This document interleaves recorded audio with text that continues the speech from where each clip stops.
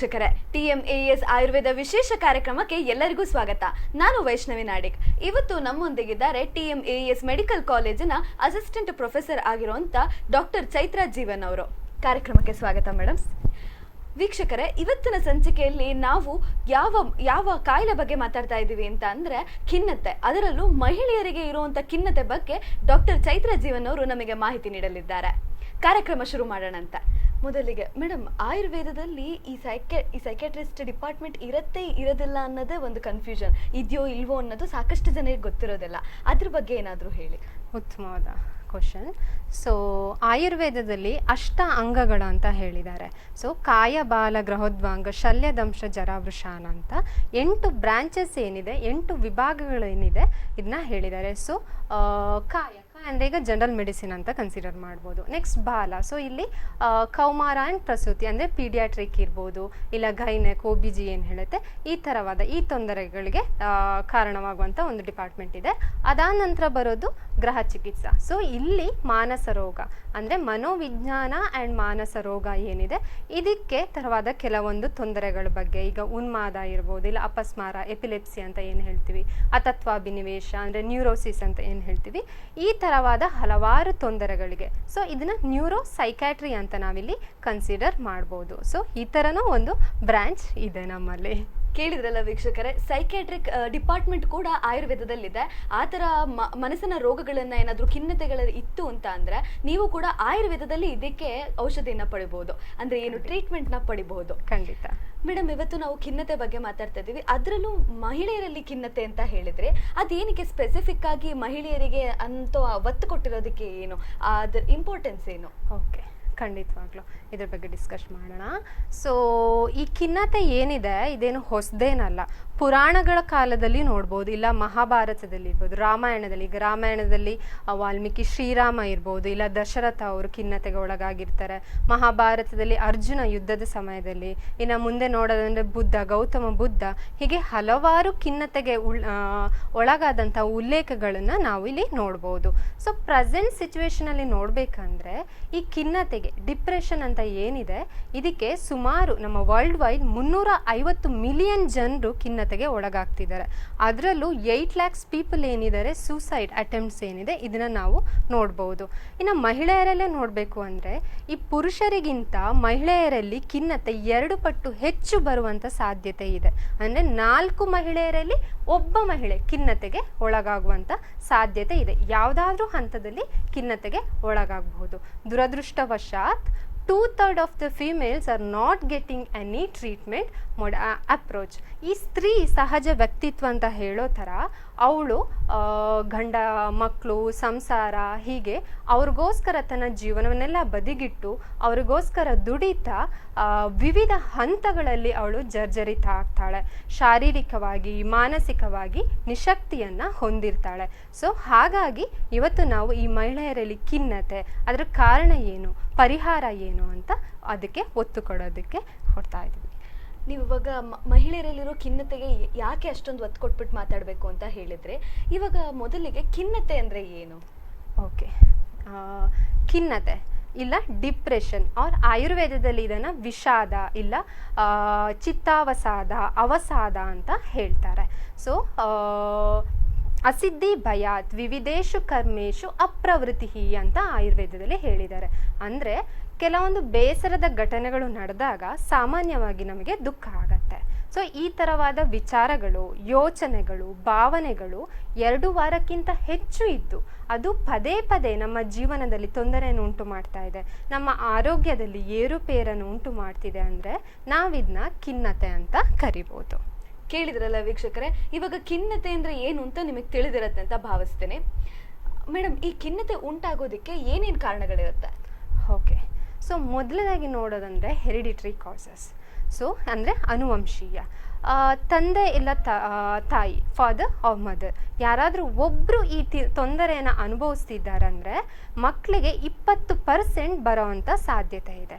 ಹಾಗೆ ಇಬ್ಬರು father and mother ಇಬ್ಬರೂ ಈ ತೊಂದರೆಗೆ ಒಳಗಾಗಿದ್ದಾರೆ, ಇದನ್ನು ಅನುಭವಿಸ್ತಿದ್ದಾರೆ ಅಂದರೆ ಮಕ್ಕಳಲ್ಲಿ 40% ಬರೋವಂಥ ಸಾಧ್ಯತೆ ಇದೆ. ಇದಾದ್ಮೇಲೆ ಹಂತ ಹಂತವಾಗಿ ಈ ಹೆಣ್ಣು ಮಗು ಹೇಗೆ ಖಿನ್ನತೆಗೆ ಒಳಗಾಗ್ತಾಳೆ ಅಂತ ನೋಡೋಣ. ಸೊ ಮೊದಲಾಗಿ ನೋಡೋದಂದ್ರೆ ಬಾಲ್ಯಾವಸ್ಥೆ ಅಂದರೆ ಚೈಲ್ಡ್ಹುಡ್ಡಲ್ಲಿ. ಸೊ ಇವಾಗ ಪೇರೆಂಟಲ್ ಡಿಸ್ಪ್ಯೂಟ್ಸ್ ಇಲ್ಲ ಕಾನ್ಫ್ಲಿಕ್ಟ್ಸ್ ಅಂತ ಏನು ಹೇಳ್ತೀವಿ, ಇದರಿಂದ ಇರ್ಬೋದು. ಇಲ್ಲ ತಂದೆ ಡ್ರಿಂಕ್ಸ್ ಮಾಡ್ಕೊಂಡು ಬಂದು ಮಕ್ಕಳು ಮುಂದೆ ಹೊಡೆಯೋದು, ಕೂಗಾಡೋದು, ಜಗಳ ಆಡೋದು, ಈ ಥರ ಇರ್ಬೋದು. ಇಲ್ಲ ಪೇರೆಂಟ್ಸ್ಗೆ ಫ್ರೀಕ್ವೆಂಟ್ ಆಗಿ ಟ್ರಾನ್ಸ್ಫರ್ ಆಗ್ತಾ ಇರತ್ತೆ. ಸೊ ಇದರಿಂದಾಗಿ ಏನಾಗುತ್ತೆ, ಈ ಮಗುದ ರೆಸಿಡೆನ್ಸ್ ಇರ್ಬೋದು, ಸ್ಕೂಲ್ ಇಲ್ಲ ಫ್ರೆಂಡ್ಸ್ ಯಾರ ಜೊತೆನೂ ಅಡ್ಜಸ್ಟ್ ಆಗಿರ್ತಾರೆ, ಬಟ್ ಸಡನ್ ಆಗಿ ಅದೆಲ್ಲ ಚೇಂಜ್ ಆಗತ್ತೆ. ಸೊ ಈ ಎಲ್ಲ ಕಾರಣಗಳಿಂದ ಆಗಿರ್ಬೋದು. ಇನ್ನು ಕೆಲವೊಂದು ಹರಾಸ್ಮೆಂಟ್ ಅಂತ ಏನು ಹೇಳ್ತೀವಿ, ಅಬ್ಯೂಸ್ ಅಂತ ಏನು ಹೇಳ್ತೀವಿ, ಈ ಎಲ್ಲ ಕಾರಣಗಳಿಂದ ಖಿನ್ನತೆಗೆ ಒಳಗಾಗ್ಬೋದು. ಸೊ ಇದರಿಂದಾಗಿ ಈ ಮಗು ಸಾಮಾನ್ಯವಾಗಿ ಮಕ್ಕಳಿಗೆ ಚಾಕ್ಲೇಟ್ ತಿನ್ನೋದೋ ಇಲ್ಲ ಕಾರ್ಟೂನ್ ನೋಡೋದೋ ಇಲ್ಲ ಆಟ ಆಡೋದು, ಸೊ ಇದರಲ್ಲೆಲ್ಲ ಇಂಟ್ರೆಸ್ಟ್ ಇರುತ್ತೆ. ಆದರೆ ಈ ಮಗು ಯಾವುದ್ರಲ್ಲೂ ಇಂಟ್ರೆಸ್ಟ್ ತೋರಿಸ್ತಾ ಇರಲ್ಲ. ಅಲ್ಲದೆ ಮಂಕಾಗಿ ಕೂರೋದು, ಏನೇ ಆ್ಯಕ್ಟಿವಿಟೀಸ್ ಮಾಡಿದ್ರು ನನಗೆ ಅದರಲ್ಲಿ ತುಂಬ ನನಗೆ ಇಂಟ್ರೆಸ್ಟ್ ಇಲ್ಲ ಆ ಥರ ಹೇಳೋದು. ಇನ್ನು ಸ್ಕೂಲಿಂದ ಟೀಚರ್ಸ್ ಕಂಪ್ಲೇಂಟ್ ಹೇಳ್ತಾರೆ, ನಿಮ್ಮ ಮಗು ಯಾಕೋ ಈಗ ತುಂಬ ಇನ್ಯಾಕ್ಟಿವ್ ಆಗಿರುತ್ತೆ, ಸ್ಕೂಲ್ ಪರ್ಫಾರ್ಮೆನ್ಸು ತುಂಬ ಪುವರ್ ಆಗ್ತಾ ಇದೆ, ಇಲ್ಲ ಕೆಲವೊಂದು ಲರ್ನಿಂಗ್ ಡಿಸಬಿಲಿಟೀಸ್ ಅಂತ ಏನು ಹೇಳ್ತೀವಿ. ಸೊ ಇವುಗಳನ್ನೆಲ್ಲ ನಾವು ಆ ಮಗುವಲ್ಲಿ ನೋಡ್ಬೋದು. ಇದಾದ ನಂತರ ನೆಕ್ಸ್ಟ್ ಹಂತ ನೋಡೋದಂದರೆ ಪ್ರೌಢಾವಸ್ಥೆ ಅಂದರೆ ಡ್ಯೂರಿಂಗ್ ಪ್ಯುಬರ್ಟಿ.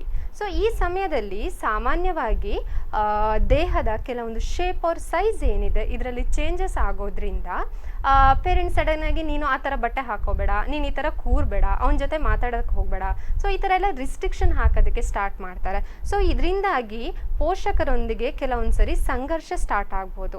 ಅದ್ರ ಜೊತೆ ಇನ್ನು ಸ್ಕೂಲಲ್ಲಿ ಇಲ್ಲ ಸ್ಕೂಲಲ್ಲಿ ಏನು ಹೇಳ್ತಾರೆ, ನೀನೇ ವಿನ್ ಆಗಿ ಬರಬೇಕು, ಇಲ್ಲ ಸ್ಟಡೀಸಲ್ಲಿ ಫಸ್ಟ್ ರ್ಯಾಂಕ್ ನೀನೇ ತಗೊಳ್ಬೇಕು, ಇಲ್ಲ ಅಂತಂದರೆ ಅವನಿಗಿಂತ ಜಾಸ್ತಿ ನೀವು ಸ್ಕೋರ್ ಮಾಡಬೇಕು, ಸ್ಪೋರ್ಟ್ಸಲ್ಲಿರಲಿ, ಮ್ಯೂಸಿಕ್ ಇಲ್ಲ ಡ್ಯಾನ್ಸಲ್ಲಿರಲಿ, ಯಾವುದೇ ಕಾಂಪಿಟೇಷನ್ ಇರಲಿ ನೀನೇ ಫಸ್ಟ್ ಬರಬೇಕು, ಈ ಥರದೊಂದು ಪ್ರೆಷರ್ ಹಾಕ್ತಿರುವುದು.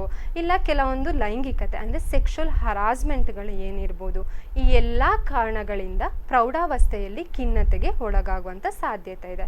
ಅದಾದ ನಂತರ ಬರೋದು ಮೆನ್ಸ್ಟ್ರೋಲ್ ಆರ್ ಪ್ರೀ ಮೆನ್ಸ್ಟ್ರೋಲ್ ಅಂದರೆ ಮುಟ್ಟಿನ ಸಮಯದಲ್ಲಿ.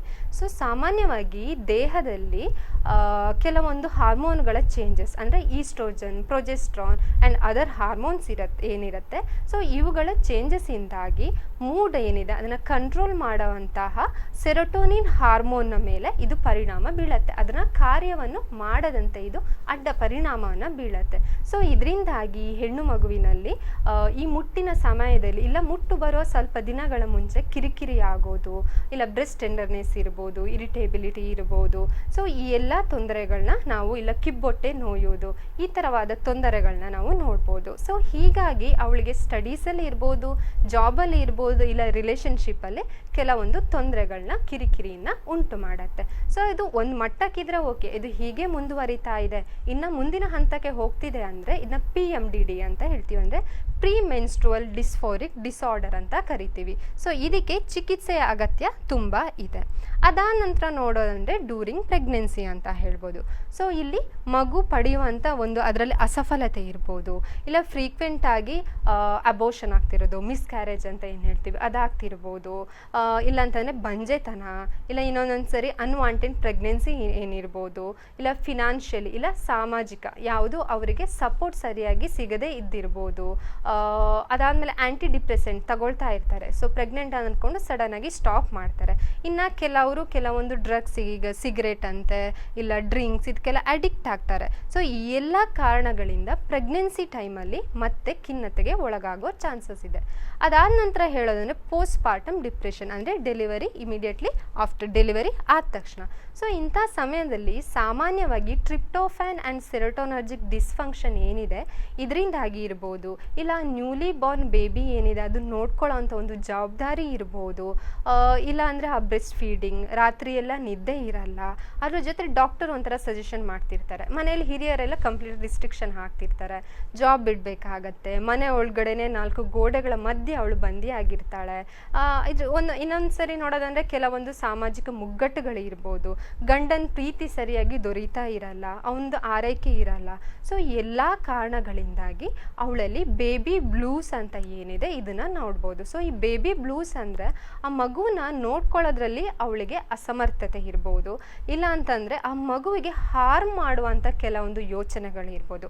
ಸಾಮಾನ್ಯವಾಗಿ ಇದು 1 to 2 ವೀಕ್ಸಲ್ಲಿ ಸಬ್ಸೈಡ್ ಆಗತ್ತೆ, ಬಟ್ 1 to 2 ವೀಕ್ಸಲ್ಲೂ ಇದು ಸಬ್ಸೈಡ್ ಆಗಿಲ್ಲ, ಇನ್ನೂ ಮುಂದುವರಿತಿದೆ. ಅದ್ರ ಜೊತೆ ತಾನೇ ತನಗೆ ಹಾರ್ಮ್ ಮಾಡ್ಕೊಳ್ಳೋದು, ಮಗುಗೆ ಹಾರ್ಮ್ ಮಾಡ್ಕೊಳ್ಳೋದು, ಸೂಸೈಡಲ್ ಅಟೆಂಪ್ಟ್ಸ್ ಏನಿದೆ, ಈ ಥರದ ಸಿಂಪ್ಟಮ್ಸ್ ಏನಾದ್ರು ನೋಡಿದಾಗ ನಾವು ಅದು ಖಂಡಿತವಾಗ್ಲೂ ಮೆಡಿಕಲ್ ಎಮರ್ಜೆನ್ಸಿ. ಸೊ ಇದಕ್ಕೂ ಮತ್ತೆ ಚಿಕಿತ್ಸೆಯ ಅಗತ್ಯ ತುಂಬ ಇದೆ. ಇದಾದ ನಂತರ ಬರೋದು ಮೆನೋಪೌಸಲ್ ಆರ್ ಪೆರಿಮೆನೋಪೌಸಲ್ ಸಿಂಡ್ರೋಮ್ ಅಂತ ಏನು ಹೇಳ್ತೀವಿ, ಆರ್ ಡಿಪ್ರೆಷನ್ ಅಂತ ಏನು ಹೇಳ್ತೀವಿ. ಸೊ ಮುಟ್ಟು ನಿಲ್ಲುವಂಥ ಸಮಯ ಸಾಮಾನ್ಯವಾಗಿ 45 ವರ್ಷಗಳ ನಂತರ ಈ ಮುಟ್ಟು ನಿಲ್ಲುವಂಥ ಏಜ್ ಏನಿದೆ, ಇಂಥ ಸಮಯದಲ್ಲಿ ಈಸ್ಟ್ರೋಜನ್ ಲೆವೆಲ್ ಏನಿದೆ ದೇಹದಲ್ಲಿ ಕಮ್ಮಿ ಆಗ್ತಾ ಇರುತ್ತೆ. ಸೊ ಇದರಿಂದಾಗಿ ಕಿರಿಕಿರಿ ಆಗ್ತಿರೋದು, ನಿದ್ದೆಯಲ್ಲಿ ತೊಂದರೆ ಆಗ್ತಿರೋದು, ಅದೊಂಥರ ಹಾಟ್ ಫ್ಲಶಸ್ ಅಂತ ಏನು ಹೇಳ್ತೀವಿ, ಅಂದರೆ ಮೈಯೆಲ್ಲ ಉರಿ ಉರಿ, ತುಂಬ ಇರಿಟೇಬಿಲಿಟಿ ಆಗೋದು, ಸಿಟ್ಟು ತುಂಬ ಸಿಡುಕು ಅಂತ ಹೇಳ್ತಾರೆ.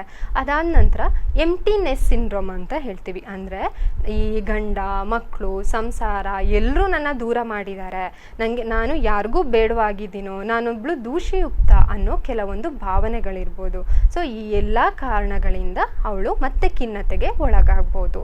ಸೊ ಇದ್ರ ಜೊತೆಗೆ ಕೆಲವೊಂದು ಕೌಟುಂಬಿಕ ಕಲಹ ಇರ್ಬೋದು, ಇಲ್ಲ ಅಂತ ಹೇಳಿದರೆ ವರ್ಕ್ ಪ್ಲೇಸಲ್ಲಿ ಕೆಲವೊಂದು ಒತ್ತಡಗಳು, ಅಲ್ಲಿ ಮತ್ತೆ ಕೆಲವೊಂದು ಹರಾಸ್ಮೆಂಟ್ಗಳು ಇರ್ಬೋದು, ಆರ್ಥಿಕ ಮುಗ್ಗಟ್ಟು ಇರ್ಬೋದು, ಇದ್ರ ಜೊತೆ ಕೆಲವೊಂದು ಮಾದಕ ದ್ರವ್ಯಗಳಿಗೆ ಅಡಿಕ್ಟ್ ಆಗಿರೋದು, ಇದರಿಂದ ಫ್ರೆಂಡ್ಸ್ ಜೊತೆ ಇಲ್ಲ ಫ್ಯಾಮಿಲಿ ಅವ್ರ ಜೊತೆ ಜಗಳ ಆಗಿರೋದಿರ್ಬೋದು, ಕೆಲವೊಂದು ಮನೋವೈದ್ಯಕೀಯ ತೊಂದರೆಗಳಾದಂತಹ OCD ಇರ್ಬೋದು, ಫೋಬಿಕ್ ಡಿಸಾರ್ಡರ್ಸ್ ಇರ್ಬೋದು, ಇನ್ನೊಂದು ವೈದ್ಯಕೀಯ ತೊಂದರೆಗಳಾದಂತಹ ಪಕ್ಷಾಘಾತ ಇರ್ಬೋದು, ಪೋಸ್ಟ್ ಸ್ಟ್ರೋಕ್ ಅಂತ ಏನು ಹೇಳ್ತೀವಿ, ಪಕ್ಷಾಘಾತ ಆದಮೇಲೆ ಅದಿರ್ಬೋದು, ಡಯಾಬಿಟೀಸ್ ಇರ್ಬೋದು, ಹಾರ್ಟ್ ಡಿಸೀಸಸ್ ಇರ್ಬೋದು, ಥೈರಾಯ್ಡ್ ತೊಂದರೆಗಳಿರ್ಬೋದು. ಸೊ ಈ ಎಲ್ಲ ಕಾರಣಗಳಿಂದ ಖಿನ್ನತೆಗೆ ಒಳಗಾಗ್ಬೋದು. ಅದ್ರ ಜೊತೆಗೆ ಕೆಲವೊಂದು ಇನ್ಫೀರಿಯರ್ ಕಾಂಪ್ಲೆಕ್ಸಿಟಿ, ಅಂದರೆ ನಾನು ಚೆನ್ನಾಗಿಲ್ಲ, ನಾನು ನೋಡೋದಕ್ಕೆ ಬೆಳ್ಳಗಿಲ್ಲ, ಕಪ್ಪಗಿದ್ದೀನಿ, ನಾನು ಉದ್ದ ಇಲ್ಲ, ನಾನು ತುಂಬ ಗಿಡ್ಡ ಇದ್ದೀನಿ, ನಾನು ತುಂಬ ದಪ್ಪ ಇದ್ದೀನಿ. ಸೊ ಈ ಥರವಾದ ಕೆಲವೊಂದು ಇನ್ಫೀರಿಯರ್ ಕಾಂಪ್ಲೆಕ್ಸ್ ಏನಿದೆ, ಸೊ ಎಲ್ಲ ವಿಚಾರಗಳಿಂದ ಅವಳು ಖಿನ್ನತೆಗೆ ಒಳಗಾಗ್ಬೋದು. ಕೇಳಿದ್ರಲ್ಲ ವೀಕ್ಷಕರೇ, ಮಹಿಳೆ ಖಿನ್ನತೆಗೆ ಯಾವ್ಯಾವ ಕಾರಣಗಳಿಂದ ಒಳಗಾಗ್ಬೋದು ಅಂತ ಇವಾಗ ನಿಮಗೆ ಗೊತ್ತಾಗಿರುತ್ತೆ. ನಿಮ್ಮಲ್ಲಿ ಈ ಥರದ್ದು ಯಾವುದಾದ್ರೂ ಲಕ್ಷಣಗಳಿದ್ರೆ ಈ ಸಂಚಿಕೆನ ಪೂರ್ತಿ ನೋಡಿ, ನಿಮಗೆ ಇನ್ನೂಷ್ಟು ಈ ಸಂಚಿಕೆಯಲ್ಲಿ ಮಾಹಿತಿ ಸಿಗುತ್ತೆ. ನೀವು ಚಿಕಿತ್ಸೆ ಕೂಡ ಯಾವ ರೀತಿ ಪಡ್ಕೊಬೋದು ಅನ್ನೋದನ್ನ ಕೂಡ ಡಾಕ್ಟರ್ ಹೇಳೋರಿದ್ದಾರೆ. ಮೇಡಮ್, ಇವಾಗ ನಾವು ಖಿನ್ನತೆಯ ಕಾರಣಗಳ ಬಗ್ಗೆ ಮಾತಾಡಿದ್ವಿ.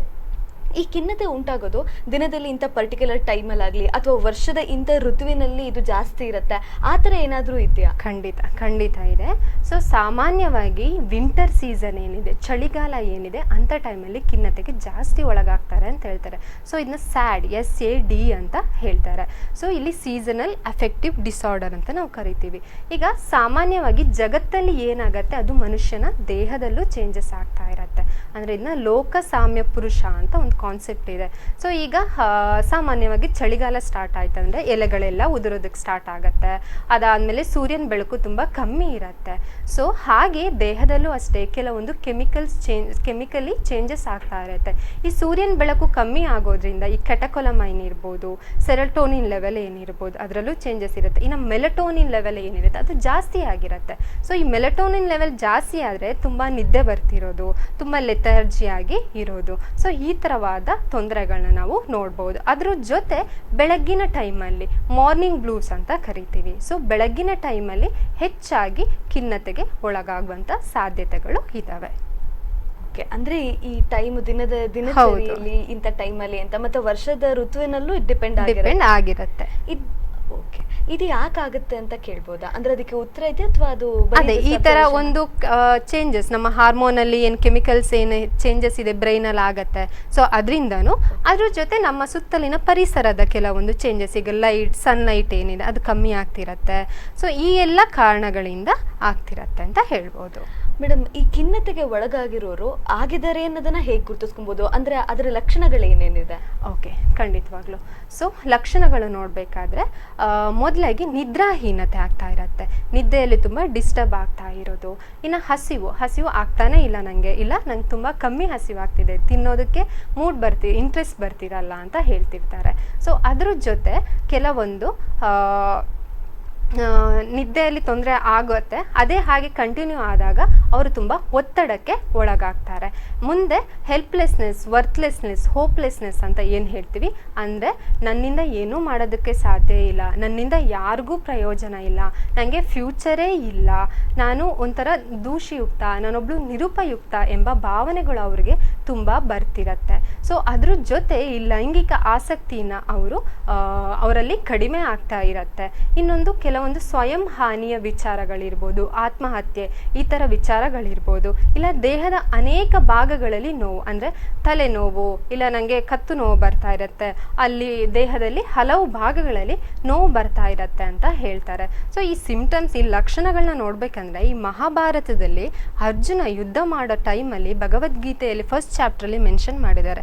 ಸೊ ಇಲ್ಲಿ ಅರ್ಜುನ ಏನು ಹೇಳ್ತಾನಂದ್ರೆ, ನನಗೆ ಮೈಯೆಲ್ಲ ನಡ್ಕ ಬರ್ತಾ ಇದೆ, ನನಗೆ ಬಾಯೆಲ್ಲ ಡ್ರೈನೆಸ್ ಅಂದರೆ ಬಾಯಿ ಒಣಗ್ತಾ ಇದೆ, ಮೈ ರೋಮಗಳು ಹೊರಿಪಿಲೇಷನ್ ಅಂತ ಏನು ಹೇಳ್ತೀವಿ ಅದಾಗ್ತಾ ಇದೆ, ನಡ್ಕ ಬರ್ತಾ ಇದೆ, ನನಗೆ ಯುದ್ಧ ಮಾಡೋದಕ್ಕೆ ಸಾಧ್ಯ ಇಲ್ಲ, ನಿಶಕ್ತಿಯನ್ನು ಹೊಂದ್ತಾ ಇದ್ದೀನಿ, ಆ್ಯಂಡ್ ನನಗೆ ನೆನಪುಗಳು ಏನೇನು ಕಲ್ತಿದ್ದೇನೋ ವಿದ್ಯೆ ಅದೆಲ್ಲ ನನಗೆ ನೆನಪುಗಳು ಮೆಮೊರಿ ಲಾಸ್ ಆಗ್ತಾ ಇದೆ, ಈ ಥರ ಲಕ್ಷಣಗಳನ್ನ ಹೇಳ್ತೀವಿ. ಖಂಡಿತವಾಗ್ಲೂ ಇದನ್ನು ನಾವು ಖಿನ್ನತೆಯಲ್ಲಿ ನೋಡ್ಬೋದು. ಮೇಡಮ್, ಇವಾಗ ಈ ಖಿನ್ನತೆ ಆಗಿದೆ ಅಂತ ಯಾವ ರೀತಿ ಡಯಾಗ್ನೈಸ್ ಮಾಡ್ತೀರಾ? ಓಕೆ, ಸೊ ಖಿನ್ನತೆ ಡಯಾಗ್ನೋಸಿಸ್ ಹೇಗಂದರೆ, ನಾವು ಫಸ್ಟ್ ಈ ಥರ ಯಾರು ಬರ್ತಾರೆ ಪೇಷಂಟ್ ಅವ್ರ ಕ್ಲೈಂಟ್ಸ್ ಯಾರು ಬರ್ತಾರೆ ಅವರಿಂದ ಡಿಟೇಲ್ ಆಗಿ ನಾವು ಹಿಸ್ಟ್ರಿ ಫಸ್ಟ್ ತಗೋಬೇಕು. ಸೊ ಅವರಿಂದಲೂ ಡಿಟೇಲ್ ಹಿಸ್ಟ್ರಿ ತಗೊಳ್ಬೇಕು. ಅವ್ರ ಜೊತೆ ಇನ್ಫಾರ್ಮೆಂಟ್ ಅಂತ ಏನಿರ್ತಾರೆ ಅವ್ರ ಜೊತೆನೂ ಅಷ್ಟೇ ಡಿಟೇಲ್ ಆಗಿ ಹಿಸ್ಟ್ರಿ ತಗೊಂಡು, ಇನ್ಫಾರ್ಮೆಂಟ್ ಅಂದರೆ ಜಾಸ್ತಿ ಟೈಮ್ ಅವ್ರ ಜೊತೆ ಯಾರು ಸ್ಪೆಂಡ್ ಮಾಡಿರ್ತಾರೆ, ಅವ್ರ ಜೊತೆ ಯಾರು ಇರ್ತಾರೆ ಅವರಿಂದ ಡಿಟೇಲ್ ಹಿಸ್ಟ್ರಿ ತಗೊಳ್ಬೇಕು. ಸೊ ಹಿಸ್ಟ್ರಿ ತಗೊಂಡು ಆದಮೇಲೆ ಕೆಲವೊಂದು ಗೈಡ್ಲೈನ್ಸ್ ಇದೆ, ICD ಆರ್ DSM ಅಂತ ಗೈಡ್ಲೈನ್ಸ್ ಏನಿದೆ ಅದ್ರ ಪ್ರಕಾರ ನಾವು mild, moderate, severe or recurrent ಮತ್ತೆ ಮತ್ತೆ ಬರ್ತಿದೆಯೋ ಈ ಥರ ಡಯಾಗ್ನೋಸ್ ಮಾಡ್ತೀವಿ. ಅದ್ರ ಜೊತೆ ಕೆಲವೊಂದು ಕ್ವಶನರಿ ಸ್ಕೇಲ್ಸ್ ಅಂತ ಏನಿದಾವೆ, ಹ್ಯಾಮ್ಡಿ ಸ್ಕೇಲ್ ಅಂತ ಇದೆ. ಸೊ ಇಲ್ಲಿ ಕೆಲವೊಂದು ಕ್ವಶನರೀಸ್ ಇರ್ತವೆ. ಸೊ ಅದ್ರ ಪ್ರಕಾರ ಮತ್ತೆ ನಾವು ಮೈಲ್ಡ್, ಮಾಡರೇಟ್ ಆರ್ ಸಿವಿಯರ್ ಅಂತ ಡಯಾಗ್ನೋಸ್ ಮಾಡ್ತೀವಿ. ಹಾಗೆ ಕೆಲವೊಂದು ಸೆಲ್ಫ್ ಇನ್ವೆಂಟರೀಸ್ ಅಂತ ಇದ್ದಾವೆ, ಅಂದರೆ ಬೆಕ್ ಡಿ ಇನ್ವೆಂಟರಿ ಅಂತ ಏನಿದೆ. ಸೊ ಇದ್ರ ಮೂಲಕನೂ ಡಯಾಗ್ನೋಸ್ ಮಾಡ್ಬೋದು. ಮೇಡಮ್, ಇವಾಗ ಡಯಾಗ್ನೋಸ್ ಮಾಡಿದ ಮೇಲೆ ಇದಕ್ಕೆ ಯಾವ ರೀತಿ ಚಿಕಿತ್ಸೆ ಕೊಡ್ಬೋದು? ಇದಕ್ಕಿಂತ ಮುಂಚೆ ನಮ್ಮ ಕಾಲರ್ ಒಬ್ಬರು ರೆಡಿ ಇದ್ದಾರೆ, ಅವರೊಟ್ಟಿಗೆ ಫಸ್ಟ್ ಮಾತಾಡೋಣಂತೆ, ಆಮೇಲೆ ಚಿಕಿತ್ಸೆ ಹೇಗೆ ಕೊಡ್ಬೋದು ಅಂತ ಡಿಸ್ಕಸ್ ಮಾಡೋಣ. ಹಲೋ ಹಲೋ, ನಮಸ್ಕಾರ. ನಿಮ್ಮ ಹೆಸರು? ಸಾರಿ, ಹಲೋ, ನನ್ನ ಹೆಸರು ಮಂಜುಳಾ ಅಂತ. ಓಕೆ ಮಂಜುಳಾ ಅವರೇ, ನಿಮ್ಮ ಪ್ರಶ್ನೆ ಏನು? ಮೇಡಮ್, ಈಗ 47 ಏಜ್. Okay, 47 age. ತುಂಬಾ ಡಿಸ್ಟರ್ಬೆನ್ಸ್ ಅಂತೆ, ರಾತ್ರಿ ಎಲ್ಲ ನಿದ್ದೆ ಬರಲ್ಲ, ತುಂಬಾ ಶೆಕೆ ಅನ್ಸುತ್ತೆ, ಯಾರು ನೋಡಿದ್ರು ಸಿಟ್ಟು ಬರ್ತಾ ಇರತ್ತೆ, ಏನೋ ಒಂಥರ ಇಡೀ ರಾತ್ರಿ ಎಚ್ಚರಿಕೆ ಇರುತ್ತೆ, ಬೆಳಗ್ಗೆ ಎದ್ರೆ ನಿದ್ದೆ ಮಾಡ್ಬೇಕು ಅನ್ಸುತ್ತೆ, ಬೆಳಗ್ಗೆ ಎದ್ರೆ ಫುಲ್ ಒಂಥರ ಬಾಡಿ ಎಲ್ಲೆಲ್ಲ ಪ್ರಾಬ್ಲಮ್ಸ್. ಹಲೋ ಮೇಡಮ್, ಗೊತ್ತಾಯ್ತಾ ಅವ್ರ ಪ್ರಶ್ನೆ ಏನು ಅಂತ? ಅವರಿಗೆ 47 ಏಜ್ ಅಂತೆ, ಅವರಿಗೆ ರಾತ್ರಿ ಇಡೀ ಸರಿಯಾಗಿ ನಿದ್ದೆ ಬರ್ತಾ ಇಲ್ಲ, ಡಿಸ್ಟರ್ಬೆನ್ಸ್ ಅನ್ಸ್ತಾ ಇದೆ, ಮಲ್ಕೊಳಕ್ ಆಗ್ತಾ ಇಲ್ಲ, ಬೆಳಗ್ಗೆ ಎದ್ದು ನೋಡಿದ್ರೆ ಇನ್ನೂ ಸಾಕಾಗಿರೋ ತರ ಅನ್ಸ್ತಾ ಇದೆ. ಇದು ಏನಾದ್ರೂ ಸೈಕ್ಯಾಟ್ರಿಕ್ ಪ್ರಾಬ್ಲಮ್ ಆಗಿರ್ಬೋದಾ? ಖಂಡಿತವಾಗ್ಲೂ ನಾನು ಹೇಳಿದೆ ಅಲ್ಲ, ಇದು ಮೆನೋಪೌಸಲ್, ಪ್ರೀ ಮೆನೋಪೌಸಲ್ ಅಂತ ಏನು ಹೇಳ್ತೀವಿ, ಮುಟ್ಟು ನಿಲ್ಲುವಂಥ ಸಮಯದಲ್ಲಿ, ಮುಟ್ಟು ನಿಲ್ಲುವ ಮುಂಚೆ ಏನಿದೆ ಆ ಸಿಂಪ್ಟಮ್ಸ್ ಏನಿದೆ ಇದನ್ನ ನಾವು ಅವರಲ್ಲಿ ನೋಡ್ತಾ ಇದ್ದೀವಿ. ಖಂಡಿತವಾಗ್ಲೂ ಈ ಸಮಯದಲ್ಲಿ ಅವರು ತುಂಬ ಖಿನ್ನತೆಗೆ ಒಳಗಾಗ್ತಾರೆ. ಸೊ ಹೇಗಾಗ್ತದೆ ಅಂದರೆ, ಸಡನ್ ಆಗಿ ಬ್ಲೀಡಿಂಗ್, ಎಲ್ಲೋ ಫಂಕ್ಷನ್ ಹೊರಟಿರ್ತಾರೆ, ಸಡನ್ ಆಗಿ ಪೀರಿಯಡ್ಸ್ ಎಲ್ಲ ಬ್ಲೀಡಿಂಗ್ ಸ್ಟಾರ್ಟ್ ಆಗುತ್ತೆ. ಸೊ ಇದರಿಂದ ಇರ್ಬೋದು. ಅದ್ರ ಜೊತೆ ಮಾನಸಿಕವಾಗಿಯೂ ಅಷ್ಟೇ ಅವರು ತುಂಬ ನಿಶಕ್ತಿಯನ್ನು ಹೊಂದಿರೋದು. ಸೊ ಈ ಥರವಾದ ತೊಂದರೆಗಳನ್ನ ಅವರು ನೋಡ್ತಿರ್ತಾರೆ. ಸೊ ಇದಕ್ಕೆ ಖಂಡಿತವಾಗ್ಲೂ ನಮ್ಮಲ್ಲಿ ಚಿಕಿತ್ಸೆ ಇದೆ. ಮುಂದೆ ನಾನು ಈ ಚಿಕಿತ್ಸೆ ಏನಿದೆ ಅದನ್ನು ಹೇಳ್ತೀನಿ. ಓಕೆ ಮಂಜುಳಾ ಅವರೇ, ಡಾಕ್ಟರ್ ಏನ್ ಹೇಳಿದ್ರು ಅಂತ ನೀವು ಕೇಳಿಸ್ಕೊಂಡಿದ್ದೀರಾ ಅನ್ಕೊಂತೀನಿ. ಸಂಚಿಕೆ ಪೂರ್ತಿ ನೋಡಿ ನಿಮ್ಮ ಈ ಪ್ರಶ್ನೆಗೆ ಡಾಕ್ಟರ್ ಯಾವ ರೀತಿ ಚಿಕಿತ್ಸೆ ಕೊಡ್ತಾರೆ, ನೀವ್ ಏನ್ ಮಾಡಬಹುದು ಅನ್ನೋದಕ್ಕೆ ಮಾಹಿತಿ ಕೊಡ್ತಾರೆ. ವೀಕ್ಷಕರೇ, ನಿಮ್ಮಲ್ಲಿ ಯಾರಿಗಾದ್ರೂ ಏನಾದ್ರೂ ಪ್ರಶ್ನೆ ಇತ್ತು ಅಂತ ಅಂದ್ರೆ ನೀವು ಕೂಡ ನಿಮ್ಮ ಟಿವಿ ಪರದ ಮೇಲೆ ಕಾಣಿಸ್ತಾ ಇರುವಂತ ನಂಬರ್ಗೆ ಕಾಲ್ ಮಾಡಿ ನಮ್ಮೊಟ್ಟಿಗೆ ಮಾತಾಡ್ಬೋದು. ಮೇಡಮ್, ಚಿಕಿತ್ಸೆ ಬಗ್ಗೆ ಮಾತಾಡ್ತಾ ಇದ್ವಿ. ಈ ಮಾನಸಿಕ ಖಿನ್ನತೆಗೆ ಆಯುರ್ವೇದದಲ್ಲಿ ಯಾವ ರೀತಿ ಚಿಕಿತ್ಸೆ ಕೊಡ್ತೀರಾ? ಓಕೆ, ಸೊ ಮೊದಲಿಗೆ ಹೇಳೋದಂದರೆ ನಿಧಾನ ಪರಿವರ್ಜನ ಅಂತ ಹೇಳ್ತೀವಿ. ಸೊ ನಿಧಾನ ಪರಿವರ್ಜನ ಅಂತಂದರೆ ಕಾರಣವಾಗುವಂಥ ಕೆಲವೊಂದು ಆಹಾರಗಳಿರ್ಬೋದು, ಇಲ್ಲ ವಿಹಾರಗಳಿರ್ಬೋದು, ಇಲ್ಲ ಕೆಲವೊಂದು ಚಿಂತ, ಭಯ, ಶೋಕ ಏನಿದಾವೆ, ಕೆಲವೊಂದು ಲೈಫ್ ಸ್ಟೈಲ್ಗಳಿರ್ಬೋದು. ಸೊ ಇದರಲ್ಲಿ ಬದಲಾವಣೆಗಳನ್ನ ತರಬೇಕು ಆ್ಯಂಡ್ ಆ ಕಾರಣಗಳನ್ನ ನಾವು ಮೊಟ್ಟ ಮೊದಲಾಗಿ ಅದನ್ನ ತ್ಯಜಿಸಬೇಕು. ಅದಾದ ನಂತರ ಬರೋದು ದೈವ ವ್ಯಪಾಶ್ರಯ ಚಿಕಿತ್ಸಾ ಅಂತ ಹೇಳಿದ್ದಾರೆ. ಸೊ ದೈವ ವ್ಯಪಾಶ್ರಯ ಚಿಕಿತ್ಸಾ ಅಂದರೆ ಡಿವೈನ್ ಥೆರಪಿ.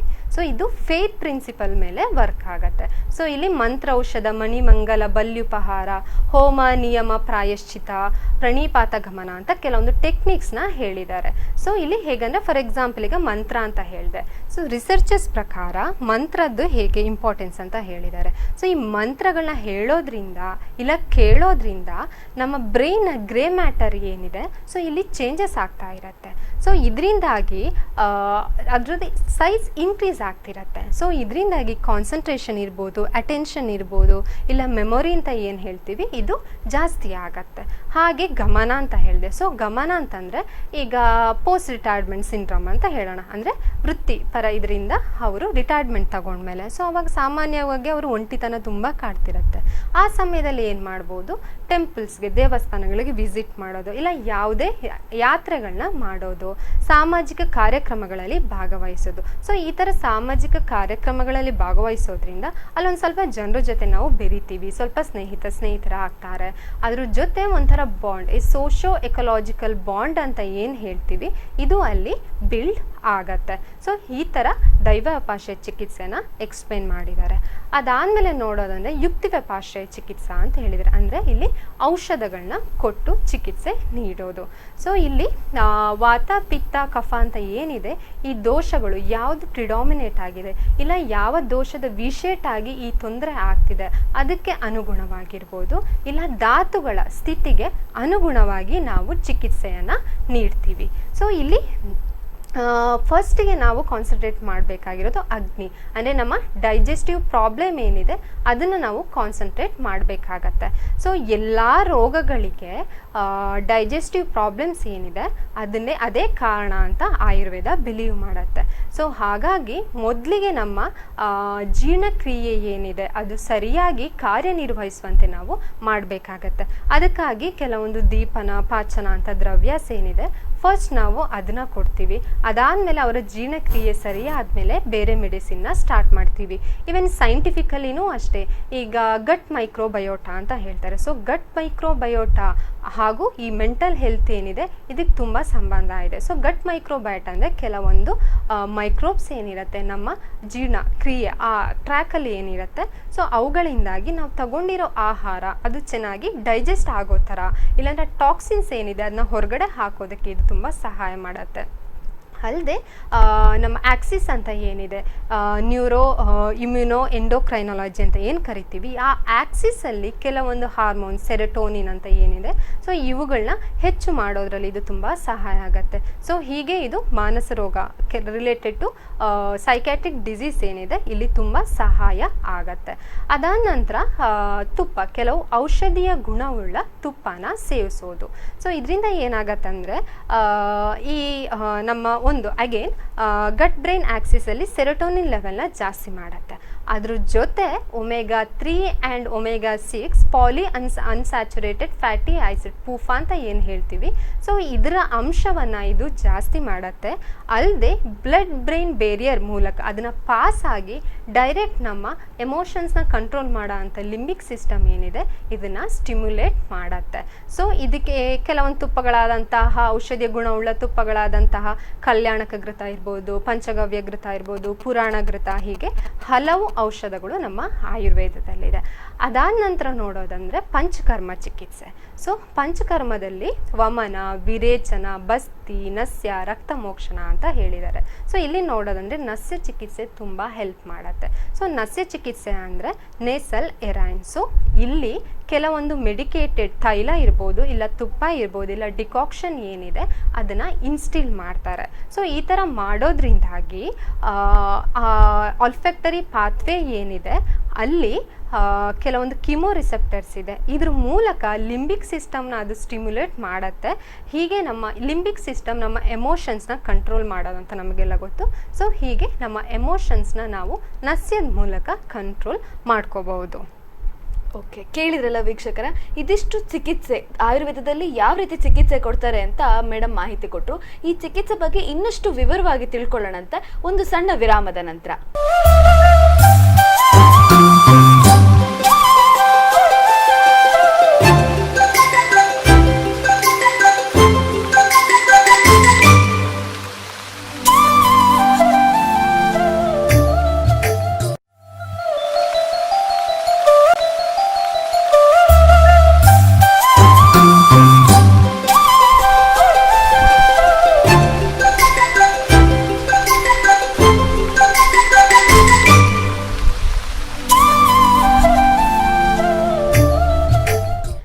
ವೀಕ್ಷಕರೇ, TMAS ಆಯುರ್ವೇದ ವಿಶೇಷ ಕಾರ್ಯಕ್ರಮಕ್ಕೆ ಮತ್ತೊಮ್ಮೆ ಎಲ್ಲರಿಗೂ ಸ್ವಾಗತ. ಇಷ್ಟು ತನಕ ನಾವು ಆಯುರ್ವೇದದಲ್ಲಿ ಮಾನಸಿಕ ಖಿನ್ನತೆಗೆ ಯಾವ ರೀತಿ ಟ್ರೀಟ್ಮೆಂಟ್ ಕೊಡ್ತಾರೆ, ಚಿಕಿತ್ಸೆ ಏನೇನಿರುತ್ತೆ ಅಂತ ತಿಳ್ಕೊಂಡ್ವಿ. ಈಗ ಸ್ವಲ್ಪ ಪಂಚಕರ್ಮದ ಬಗ್ಗೆ ವಿವರವಾಗಿ ಮಾಹಿತಿ ಪಡ್ಕೊಳ್ಳೋಣ ಅಂತ. ಮೇಡಮ್, ನೀವು ಪಂಚಕರ್ಮದ ಬಗ್ಗೆ ಹೇಳಿದ್ರಿ ಚಿಕಿತ್ಸೆ ಒಳಗೆ, ಅದ್ರ ಬಗ್ಗೆ ಸ್ವಲ್ಪ ವಿವರವಾಗಿ ಹೇಳ್ತೀರಾ? ಓಕೆ, ಖಂಡಿತವಾಗ್ಲೂ. ಸೊ ಪಂಚಕರ್ಮದಲ್ಲಿ 5: ವಾಮನ, ವಿರೇಚನ, ಬಸ್ತಿ, ನಸ್ಯ, ರಕ್ತಮೋಕ್ಷಣ ಅಂತ ಹೇಳ್ತೀವಿ. ಸೊ ವಮನ ಅಂತ ಹೇಳಿದ್ರೆ, ಸೊ ಫಸ್ಟಿಗೆ ನಾವೇನು ಮಾಡ್ತೀವಿ, ಸ್ನೇಹಪಾನ ಅಂತ ಹೇಳ್ತೀವಿ. ಕೆಲವೊಂದು ಮೆಡಿಕೇಟೆಡ್ ಘೃತ ಏನಿದೆ ಇಲ್ಲ ಥೈಲಸ್ ಏನಿದೆ ಅದನ್ನು ನಾವು ಕೊಡ್ತೀವಿ. So for a particular time ಕಂಡೀಷನ್ಸ್ನ ನೋಡಿಕೊಂಡು. ಅದಾದ ನಂತರ ಸ್ವೇದನ ಅಂತ ಅಂದರೆ ಇಲ್ಲಿ ಸ್ಟೀಮ್ ಬಾತ್ ಅಂತ ಏನು ಹೇಳ್ತೀವಿ, ಈ ಥರ ಮಾಡ್ತೀವಿ. ಅದಾದ ನಂತರ ಈಗ ಸ್ನೇಹನ ಕೊಡೋದ್ರಿಂದ ದೇಹದ ಎಲ್ಲ ಭಾಗಗಳಿಗೆ ಅದು ರಕ್ತದ ಮೂಲಕ ಹೋಗುತ್ತೆ. ಸ್ವೇದನ ಅಂದರೆ ವಾಪಸ್ ಅದನ್ನು ನಾವು ಮಿಡಲ್ ಟ್ರ್ಯಾಕ್ ಏನಿದೆ ಇಲ್ಲಿ ತಂದು ಇಡ್ತೀವಿ. ನೆಕ್ಸ್ಟ್ ಐದರ್ ಥ್ರೂ ಅಪ್ವರ್ಡ್ ಆರ್ ಡೌನ್ವರ್ಡ್, ಅಂದರೆ ಇಲ್ಲಿ ವಮನ ಅಂತ ಹೇಳಿದರೆ ಅಪ್ವರ್ಡ್ ರೂಟ್ ಮೂಲಕ ಹೊರಗಡೆ ಮಾಡಿಸೋದು. ಇಟ್ ನಥಿಂಗ್ ಬಟ್ ವಾಮಿಟಿಂಗ್ ಅಂತ ಒಂಥರ ಕನ್ಸಿಡರ್ ಮಾಡ್ಬೋದು ನಾವು. ಸೊ ಊರ್ಧ್ವ ಭಾಗದ ಮೂಲಕ ನಾವು ಈ ದೋಷಗಳೇನಿದೆ, ಟಾಕ್ಸಿನ್ಸ್ ಏನಿದೆ ಇವುಗಳನ್ನ ದೇಹದಿಂದ ಹೊರಗೆ ಹಾಕೋದು. ಸೊ ಈ ಥರ ಮಾಡೋದ್ರಿಂದ ಇದೊಂಥರ ಸ್ಟ್ರೆಸ್ ಅಂತ ಏನು ಹೇಳ್ತೀವಿ, ಅಂದರೆ ಧನಾತ್ಮಕ ಒತ್ತಡ ಅಂತ ಏನು ಹೇಳುತ್ತೆ, ಇದನ್ನು ಇದು ಪ್ರೊಡ್ಯೂಸ್ ಮಾಡುತ್ತೆ. ಸೊ ಇದರಿಂದಾಗಿ ಕೆಲವೊಂದು controlling system of the body ಇರ್ಬೋದು, ಇಲ್ಲ ಕೆಲವೊಂದು ಸಿಸ್ಟಮ್ ಆಫ್ ಬಾಡಿ ಏನಿದೆ ಅದನ್ನು ಮತ್ತೆ ಅದರ ಕಾರ್ಯ ನಿರ್ವಹಿಸುವಂತೆ ಇದು ಸಹಾಯ ಮಾಡುತ್ತೆ. ಅದಾದಮೇಲೆ ವಿರೇಚನ ಅಂತ ನಾನು ಹೇಳಿದೆ. ಸೊ ವಿರೇಚನ ಅಂದರೆ ವಮನ ಹೇಗೆ ಅಪ್ವರ್ಡ್ ರೂಟಲ್ಲಿ ಆಯಿತು, ಅದೇ ಥರ ವಿರೇಚನ ಡೌನ್ವರ್ಡ್ ರೂಟಲ್ಲಿ. ಥರ ಹೇಳೋದಂದರೆ ಅರ್ಥ ಆಗೋ ಥರ ಲೂಸ್ ಮೋಷನ್ ಅಂತ ಹೇಳ್ಬೋದು. ಸೊ ಈ ಥರ ಮಾಡ್ತೀವಿ. ಸೊ ಈ ವಿರೇಚನ ಮಾಡೋದ್ರಿಂದ ಏನಾಗತ್ತೆ ಅಂದರೆ ಕೆಟಕೊಲಮೈನ್ ಆ್ಯಂಡ್ ಅಸಿಟೈಲ್ ಕೋಲೈನ್ ಅಂತ ಏನು ಕೆಮಿಕಲ್ಸ್ ಇದೆ, ಸೊ ಇದನ್ನು ಕಂಟ್ರೋಲಲ್ಲಿ ಇಡೋದಕ್ಕೆ ತುಂಬ ಸಹಾಯ ಆಗುತ್ತೆ. ಅದ್ರ ಜೊತೆ ಇಂದ್ರಿಯ ಶುದ್ಧಿ ಅಂತ ಏನು ಹೇಳ್ತೀವಿ, ಮನ ಪ್ರಸಾದನ ಅಂತ ಏನು ಹೇಳ್ತೀವಿ, ಈ ಎಲ್ಲ ಕಾರ್ಯಗಳಲ್ಲಿ ವಿರೇಚನ ತುಂಬ ಸಹಾಯ ಆಗುತ್ತೆ. ಅದಾದ ನಂತರ ಬಸ್ತಿ ಅಂತ ಹೇಳಿದೆ. ಸೊ ಬಸ್ತಿ ಅಂತ ಹೇಳಿದರೆ ಕೆಲವೊಂದು ಮೆಡಿಕೇಟೆಡ್ ಡಿಕಾಕ್ಷನ್ಸ್ ಇರ್ಬೋದು, ಇಲ್ಲ ತೈಲ ಏನಿದೆ ಇವುಗಳನ್ನ ಏನಲ್ ರೂಟ್ ಮೂಲಕ ದೇಹಕ್ಕೆ ಕೊಡೋದು. ಸೊ ಇದನ್ನ ಅರ್ಧ ಚಿಕಿತ್ಸಾ ಅಂತ ಹೇಳ್ತಾರೆ, ಅಂದರೆ ವೆರಿ ಇಂಪಾರ್ಟೆಂಟ್. ಬಿಕಾಸ್ ವಾತದೋಷ ಅಂತ ಏನಿದೆ, ಸೊ ಇದನ್ನು ಕಂಟ್ರೋಲ್ ಮಾಡೋದಕ್ಕೆ ಬಸ್ತಿ ತುಂಬ ಸಹಾಯ ಆಗತ್ತೆ.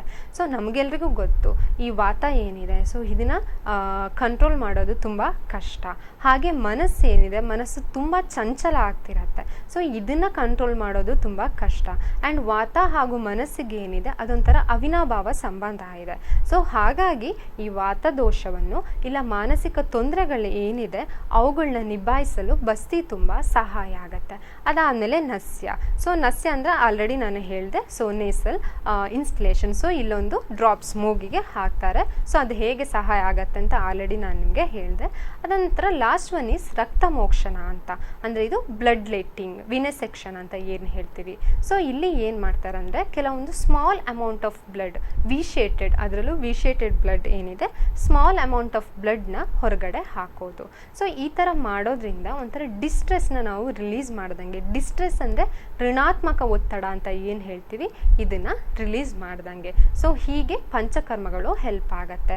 ಹಾಗೂ ಎಸ್ಪೆಷಲಿ ಮಾನಸ ರೋಗದಲ್ಲಿ ಈ ಎಲ್ಲ ದೋಷಗಳು ತುಂಬ ಡೀಪ್ ರೂಟೆಡ್ ಆಗಿರುತ್ತೆ. ಸೊ ಆ್ಯಂಡ್ ಬಹು ದೋಷಗಳಿರ್ತವೆ. ಒಂದೇ ದೋಷ, ವಾತ ಇಲ್ಲ, ಪಿತ್ತ ಇಲ್ಲ, ಕಫದಿಂದ ಅಲ್ಲ, ಹಲವು ಬಹು ದೋಷಗಳ ಲಕ್ಷಣ ಇರೋದ್ರಿಂದ ಮೇಯ್ನಾಗಿ ಪಂಚಕರ್ಮದ ಅಗತ್ಯ ತುಂಬ ಇದೆ. ಇದ್ರ ಜೊತೆ ಕೆಲವೊಂದು ಬಾಹ್ಯ ಚಿಕಿತ್ಸೆಗಳು ಇದ್ದಾವೆ. ಸೊ ಬಾಹ್ಯ ಚಿಕಿತ್ಸೆಗಳಂದರೆ ಇವಾಗ ಶಿರೋ ಅಭ್ಯಂಗ ಇರ್ಬೋದು, ಶಿರೋದಾರ ಇರ್ಬೋದು, ಧೂಪನ, ಶಿರೋಪಿಚ್ಚು, ಹೀಗೆ ಹಲವಾರು ಕ್ರಮಗಳನ್ನ ಹೇಳಿದ್ದಾರೆ. ಮೇಡಮ್, ಇವಾಗ ನೀವು ಪಂಚಕರ್ಮದ ಬಗ್ಗೆ ತುಂಬಾ ವಿವರವಾಗಿ ಹೇಳಿದ್ರಿ. ಆಮೇಲೆ ಬಾಹ್ಯ ಚಿಕಿತ್ಸೆ ಅಂತ ಹೇಳಿದ್ರಿ, ಶಿರೋ ಅಭ್ಯಂಗ ಮತ್ತೆ ಶಿರೋಧಾರ, ಅದಂದ್ರೆ ಏನು? ಹಾಗಂದ್ರೆ ಅದ್ರ ಬಗ್ಗೆ ಸ್ವಲ್ಪ ವಿವರ. ಅದ್ರ ಬಗ್ಗೆ ಹೇಳೋಣ. ಸೊ ಅಭ್ಯಂಗ ಅಂತ ಇದೆ. So ಅಭ್ಯಂಗ anointing. ಸೊ ಇಲ್ಲಿ ಏನಂದ್ರೆ ಶಿರೋ ಅಭ್ಯಂಗ ಇರ್ಬೋದು, ಇಲ್ಲ ದೇಹ ಫುಲ್ ಬಾಡಿ ಅಭ್ಯಂಗ ಏನಿರ್ಬೋದು. ಸೊ ಇದರಲ್ಲೂ ಅಷ್ಟೇ ಕೆಲವೊಂದು ಆಯಿಲ್, ತೈಲಗಳೇನಿದೆ ಕಂಡೀಷನ್ಗೆ ಪರ್ಟಿಕ್ಯುಲರ್ ಆಗಿ ಎಲ್ಲ ಟೈಮಲ್ಲೂ ಅಭ್ಯಂಗ ಮಾಡೋದಕ್ಕಾಗಲ್ಲ. ಇಲ್ಲ ಆ ಕಂಡೀಷನ್ಗೆ, ಆ ವ್ಯಕ್ತಿಗೆ ಅನುಗುಣವಾಗಿ ನಾವು ತೈಲನ ಸೆಲೆಕ್ಟ್ ಮಾಡ್ತೀವಿ. ಸೊ ಈ ಥರ ಮಾಡಿ ಅದಾದಮೇಲೆ ಸ್ಟೀಮ್ ಬಾತ್ ಕೊಡ್ತೀವಿ. ಸೊ ಹೀಗೆ ಹೀಗೆ ಮಾಡೋದ್ರಿಂದ ನಮ್ಮ ದೇಹದಲ್ಲಿ ಟ್ರಿಪ್ಟೋಫ್ಯಾನ್ ಅಂತ ಏನಿದೆ ಇದ್ರ ಲೆವೆಲ್ ಜಾಸ್ತಿ ಆಗತ್ತೆ. ಸೊ ಹೀಗಾಗಿ ಅದು ಕಾರ್ಟಿಸಾಲ್ ಲೆವೆಲ್ನ ಕಂಟ್ರೋಲ್ ಮಾಡುತ್ತೆ. ಕಾರ್ಟಿಸಾಲ್ ಲೆವೆಲ್ ಕಂಟ್ರೋಲ್ ಮಾಡ್ತಾ ಅಂದರೆ ಸ್ಟ್ರೆಸ್ನ ನಾವು ಕಮ್ಮಿ ಮಾಡ್ಬೋದು. ಹಾಗೆ ಶಿರೋಧಾರದ ಬಗ್ಗೆ ಕೇಳಿದ್ರಿ. ಸೊ ಶಿರೋಧಾರ ಅಂತ ಹೇಳಿದ್ರೆ ಸೊ ಇಲ್ಲಿ ಫಾರ್ ಅ ಕಾನ್ಸ್ಟೆಂಟ್ ಟೈಮ್ ಇಲ್ಲಿ ಇರಿಗೇಷನ್ ಕಂಟಿನ್ಯೂಸ್ ಡ್ರಿಪ್ಪಿಂಗ್ ಮಾಡ್ತೀವಿ. ಈ ಥರ ಮಲಗಿಸ್ಬಿಟ್ಟು ಇಲ್ಲಿ ಫೋರ್ ಹೆಡ್ ಏನು ಹೇಳ್ತೀವಿ ಇಲ್ಲಿಗೆ ಕಂಟಿನ್ಯೂಸ್ ಆಗಿ ಡ್ರಿಪ್ಪಿಂಗ್ ವಿತ್ ತೈಲ ಇರ್ಬೋದು, ಅಗೇನ್ ಇಲ್ಲ ಮಿಲ್ಕಲ್ಲಿ ಇರ್ಬೋದು, ಇಲ್ಲ ಬಟರ್ ಮಿಲ್ಕಲ್ಲಿ ಇರ್ಬೋದು, ಕೆಲವೊಂದು ಕಷಾಯಸ್ ಏನಿದೆ ಸೊ ಇವುಗಳ ಮೂಲಕ ಕಾನ್ಸ್ಟೆಂಟ್ ಆಗಿ ಒಂದು ಪರ್ಟಿಕ್ಯುಲರ್ ಹೈಟಿಂದ ಇದೆ ಸೊ ಅಲ್ಲಿಂದ ಇರಿಗೇಷನ್ ಡ್ರಿಪ್ಪಿಂಗ್ ಅಂತ ಮಾಡ್ತೀವಿ. ಸೊ ಇದರಿಂದಾಗಿ ಈ ಫೋರ್ ಹೆಡ್ಡಲ್ಲಿ ನಾವೇನು ಹೇಳ್ತೀವಿ ಆಜ್ಞಾ ಚಕ್ರ ಲೊಕೇಟ್ ಆಗಿದೆ ಅಂತ ಹೇಳ್ತೀವಿ. ಅಂದರೆ ಈಗ ಪೀನಿಯಲ್ ಗ್ಲ್ಯಾಂಡ್ ಏನಿದೆ ಅದು ಕಂಟ್ರೋಲಿಂಗ್ ಸಿಸ್ಟಮ್ ಕಂಟ್ರೋಲ್ಗೆ ಹೆಲ್ಪ್ ಆಗುತ್ತೆ. ಅದೇ ಥರ ಈ ಥ್ಯಾಲಮಸ್ ಅಂತ ಏನು ಹೇಳ್ತೀವಿ, ಈ ಥ್ಯಾಲಮಸ್ ಗಾಬಾ ಇರ್ಬೋದು ಇಲ್ಲ ಕೆಟಕೊಲಮೈನ್ ಅಂತ ಏನಿದಾವೆ ಸೊ ಇವುಗಳನ್ನ ಕಂಟ್ರೋಲ್ ಮಾಡೋ ಜೊತೆ ಕಾರ್ಟಿಸಾಲ್ನು ಕಂಟ್ರೋಲ್ ಮಾಡುತ್ತೆ. ಹೀಗೆ ಈ ಸ್ಟ್ರೆಸ್ ಒತ್ತಡದ ಲೆವೆಲ್ನ ಕಮ್ಮಿ ಮಾಡಿ ಖಿನ್ನತೆಯನ್ನು ಇದರಿಂದ ಹೋಗಲಾಡಿಸಬಹುದು. ಖಿನ್ನತೆಯಲ್ಲೂ ಇದು ತುಂಬ ಸಹಾಯಕಾರಿ ಆಗತ್ತೆ. ಮೇಡಮ್, ಇವಾಗ ಚಿಕಿತ್ಸೆ ಬಗ್ಗೆ ಮಾತಾಡಿದ್ವಿ. ನಾವು ಸಾಕಷ್ಟು ಕಡೆ ನೋಡ್ಬೋದು ಯೋಗ ಅನ್ನೋದು ಅದರದ್ದೇ ಆಗಿರೋ ಮಹತ್ವ ಇದೆ. ಸಾಕಷ್ಟು ರೋಗಕ್ಕೆ ಬರ್ದಿರೋ ರೀತಿ ನೋಡ್ಕೊಬೋದು ಯೋಗ ಮಾಡಿ, ಅಥವಾ ರೋಗ ಬಂದಿದ್ರು ಕೂಡ ಯೋಗದಿಂದ ನಾವು ಅದನ್ನ ಸರಿಪಡಿಸ್ಕೊಬೋದು ಅಂತಾನು ಕೇಳಿರ್ತೀವಿ. ಇವಾಗ ಮಾನಸಿಕ ಖಿನ್ನತೆಯಲ್ಲೂ ಕೂಡ ಯೋಗ ಆ ರೀತಿ ಏನಾದ್ರೂ ಒಂದು ರೋಲ್ ಪ್ಲೇ ಮಾಡುತ್ತಾ? ಖಂಡಿತವಾಗ್ಲೂ ಮಾಡತ್ತೆ. ಸೊ ಯೋಗ ಹೇಳೋದಂದ್ರೆ ಇವಾಗ ಪ್ರಾಣಾಯಾಮಗಳನ್ನ ನೋಡೋಣ. ಸೊ ಪ್ರಾಣಾಯಾಮಗಳಲ್ಲಿ ಸೂರ್ಯ ಅನುಲೋಮ ವಿಲೋಮ ಪ್ರಾಣಾಯಾಮ ಅಂತ ಇದೆ, ಅದಿರ್ಬೋದು. ಇಲ್ಲಾಂದರೆ ಕಪಾಲಭಾತಿ. ಈ ಸೂರ್ಯ ಅನುಲೋಮ ವಿಲೋಮ ಅಂತ ಏನು ಹೇಳಿದೆ ಸೊ ಇದರಿಂದಾಗಿ ರೈಟ್ ನಾಸ್ಟ್ರಿಲಿಂದ ಬ್ರೀದ್ ಇನ್ ಆರ್ ಬ್ರೀದ್ ಔಟ್ ಹೀಗೆ ಮಾಡೋದ್ರಿಂದ ಪಿಂಗಲ ನಾಡಿ ಏನಿದೆ ಅದು ಸ್ಟಿಮ್ಯುಲೇಟ್ ಆಗುತ್ತೆ. ಸೊ ಇದರಿಂದಾಗಿ ಖಿನ್ನತೆಯಲ್ಲಿ ತುಂಬ ಅದನ್ನು ಹೋಗ್ಲಾಡಿಸೋಲ್ಲಿ ಸಹಾಯ ಆಗುತ್ತೆ. ಮುಂದೆ ಕಪಾಲಭಾತಿ ಅಂತ ಏನು ಹೇಳ್ತೀವಿ, ಈ ಥರ ಹೊಟ್ಟೆನ ಒಳಗಡೆ ಹೊರಗಡೆ ಈ ಥರ ತಗೊಳ್ಳೋದು. ಸೊ ಇದರಿಂದಾಗಿ it will produce some kind of strokes ಏನಿರುತ್ತೆ ಇದರಿಂದಾಗಿ ನಮ್ಮ ವೇಗಸ್ನವ್ರು ಸ್ಟಿಮ್ಯುಲೇಟ್ ಆಗುತ್ತೆ. ಹೀಗೆ ಸೆರೋಟೋನಿನ್ ಲೆವೆಲ್ನ ಅದು ಜಾಸ್ತಿ ಮಾಡುತ್ತೆ. ಅದ್ರ ಜೊತೆ ಭ್ರಾಮರಿ ಪ್ರಾಣಾಯಾಮ ಅಂತ ಏನು ಹೇಳ್ತೀವಿ, ಭ್ರಾಮರಿ ಅಂದರೆ ದುಂಬಿ ಅಂತ ಹೇಳಿದ್ರೆ ಒಂಥರ ಹಮ್ಮಿಂಗ್ ಸೌಂಡ್ ಮಾಡುತ್ತೆ.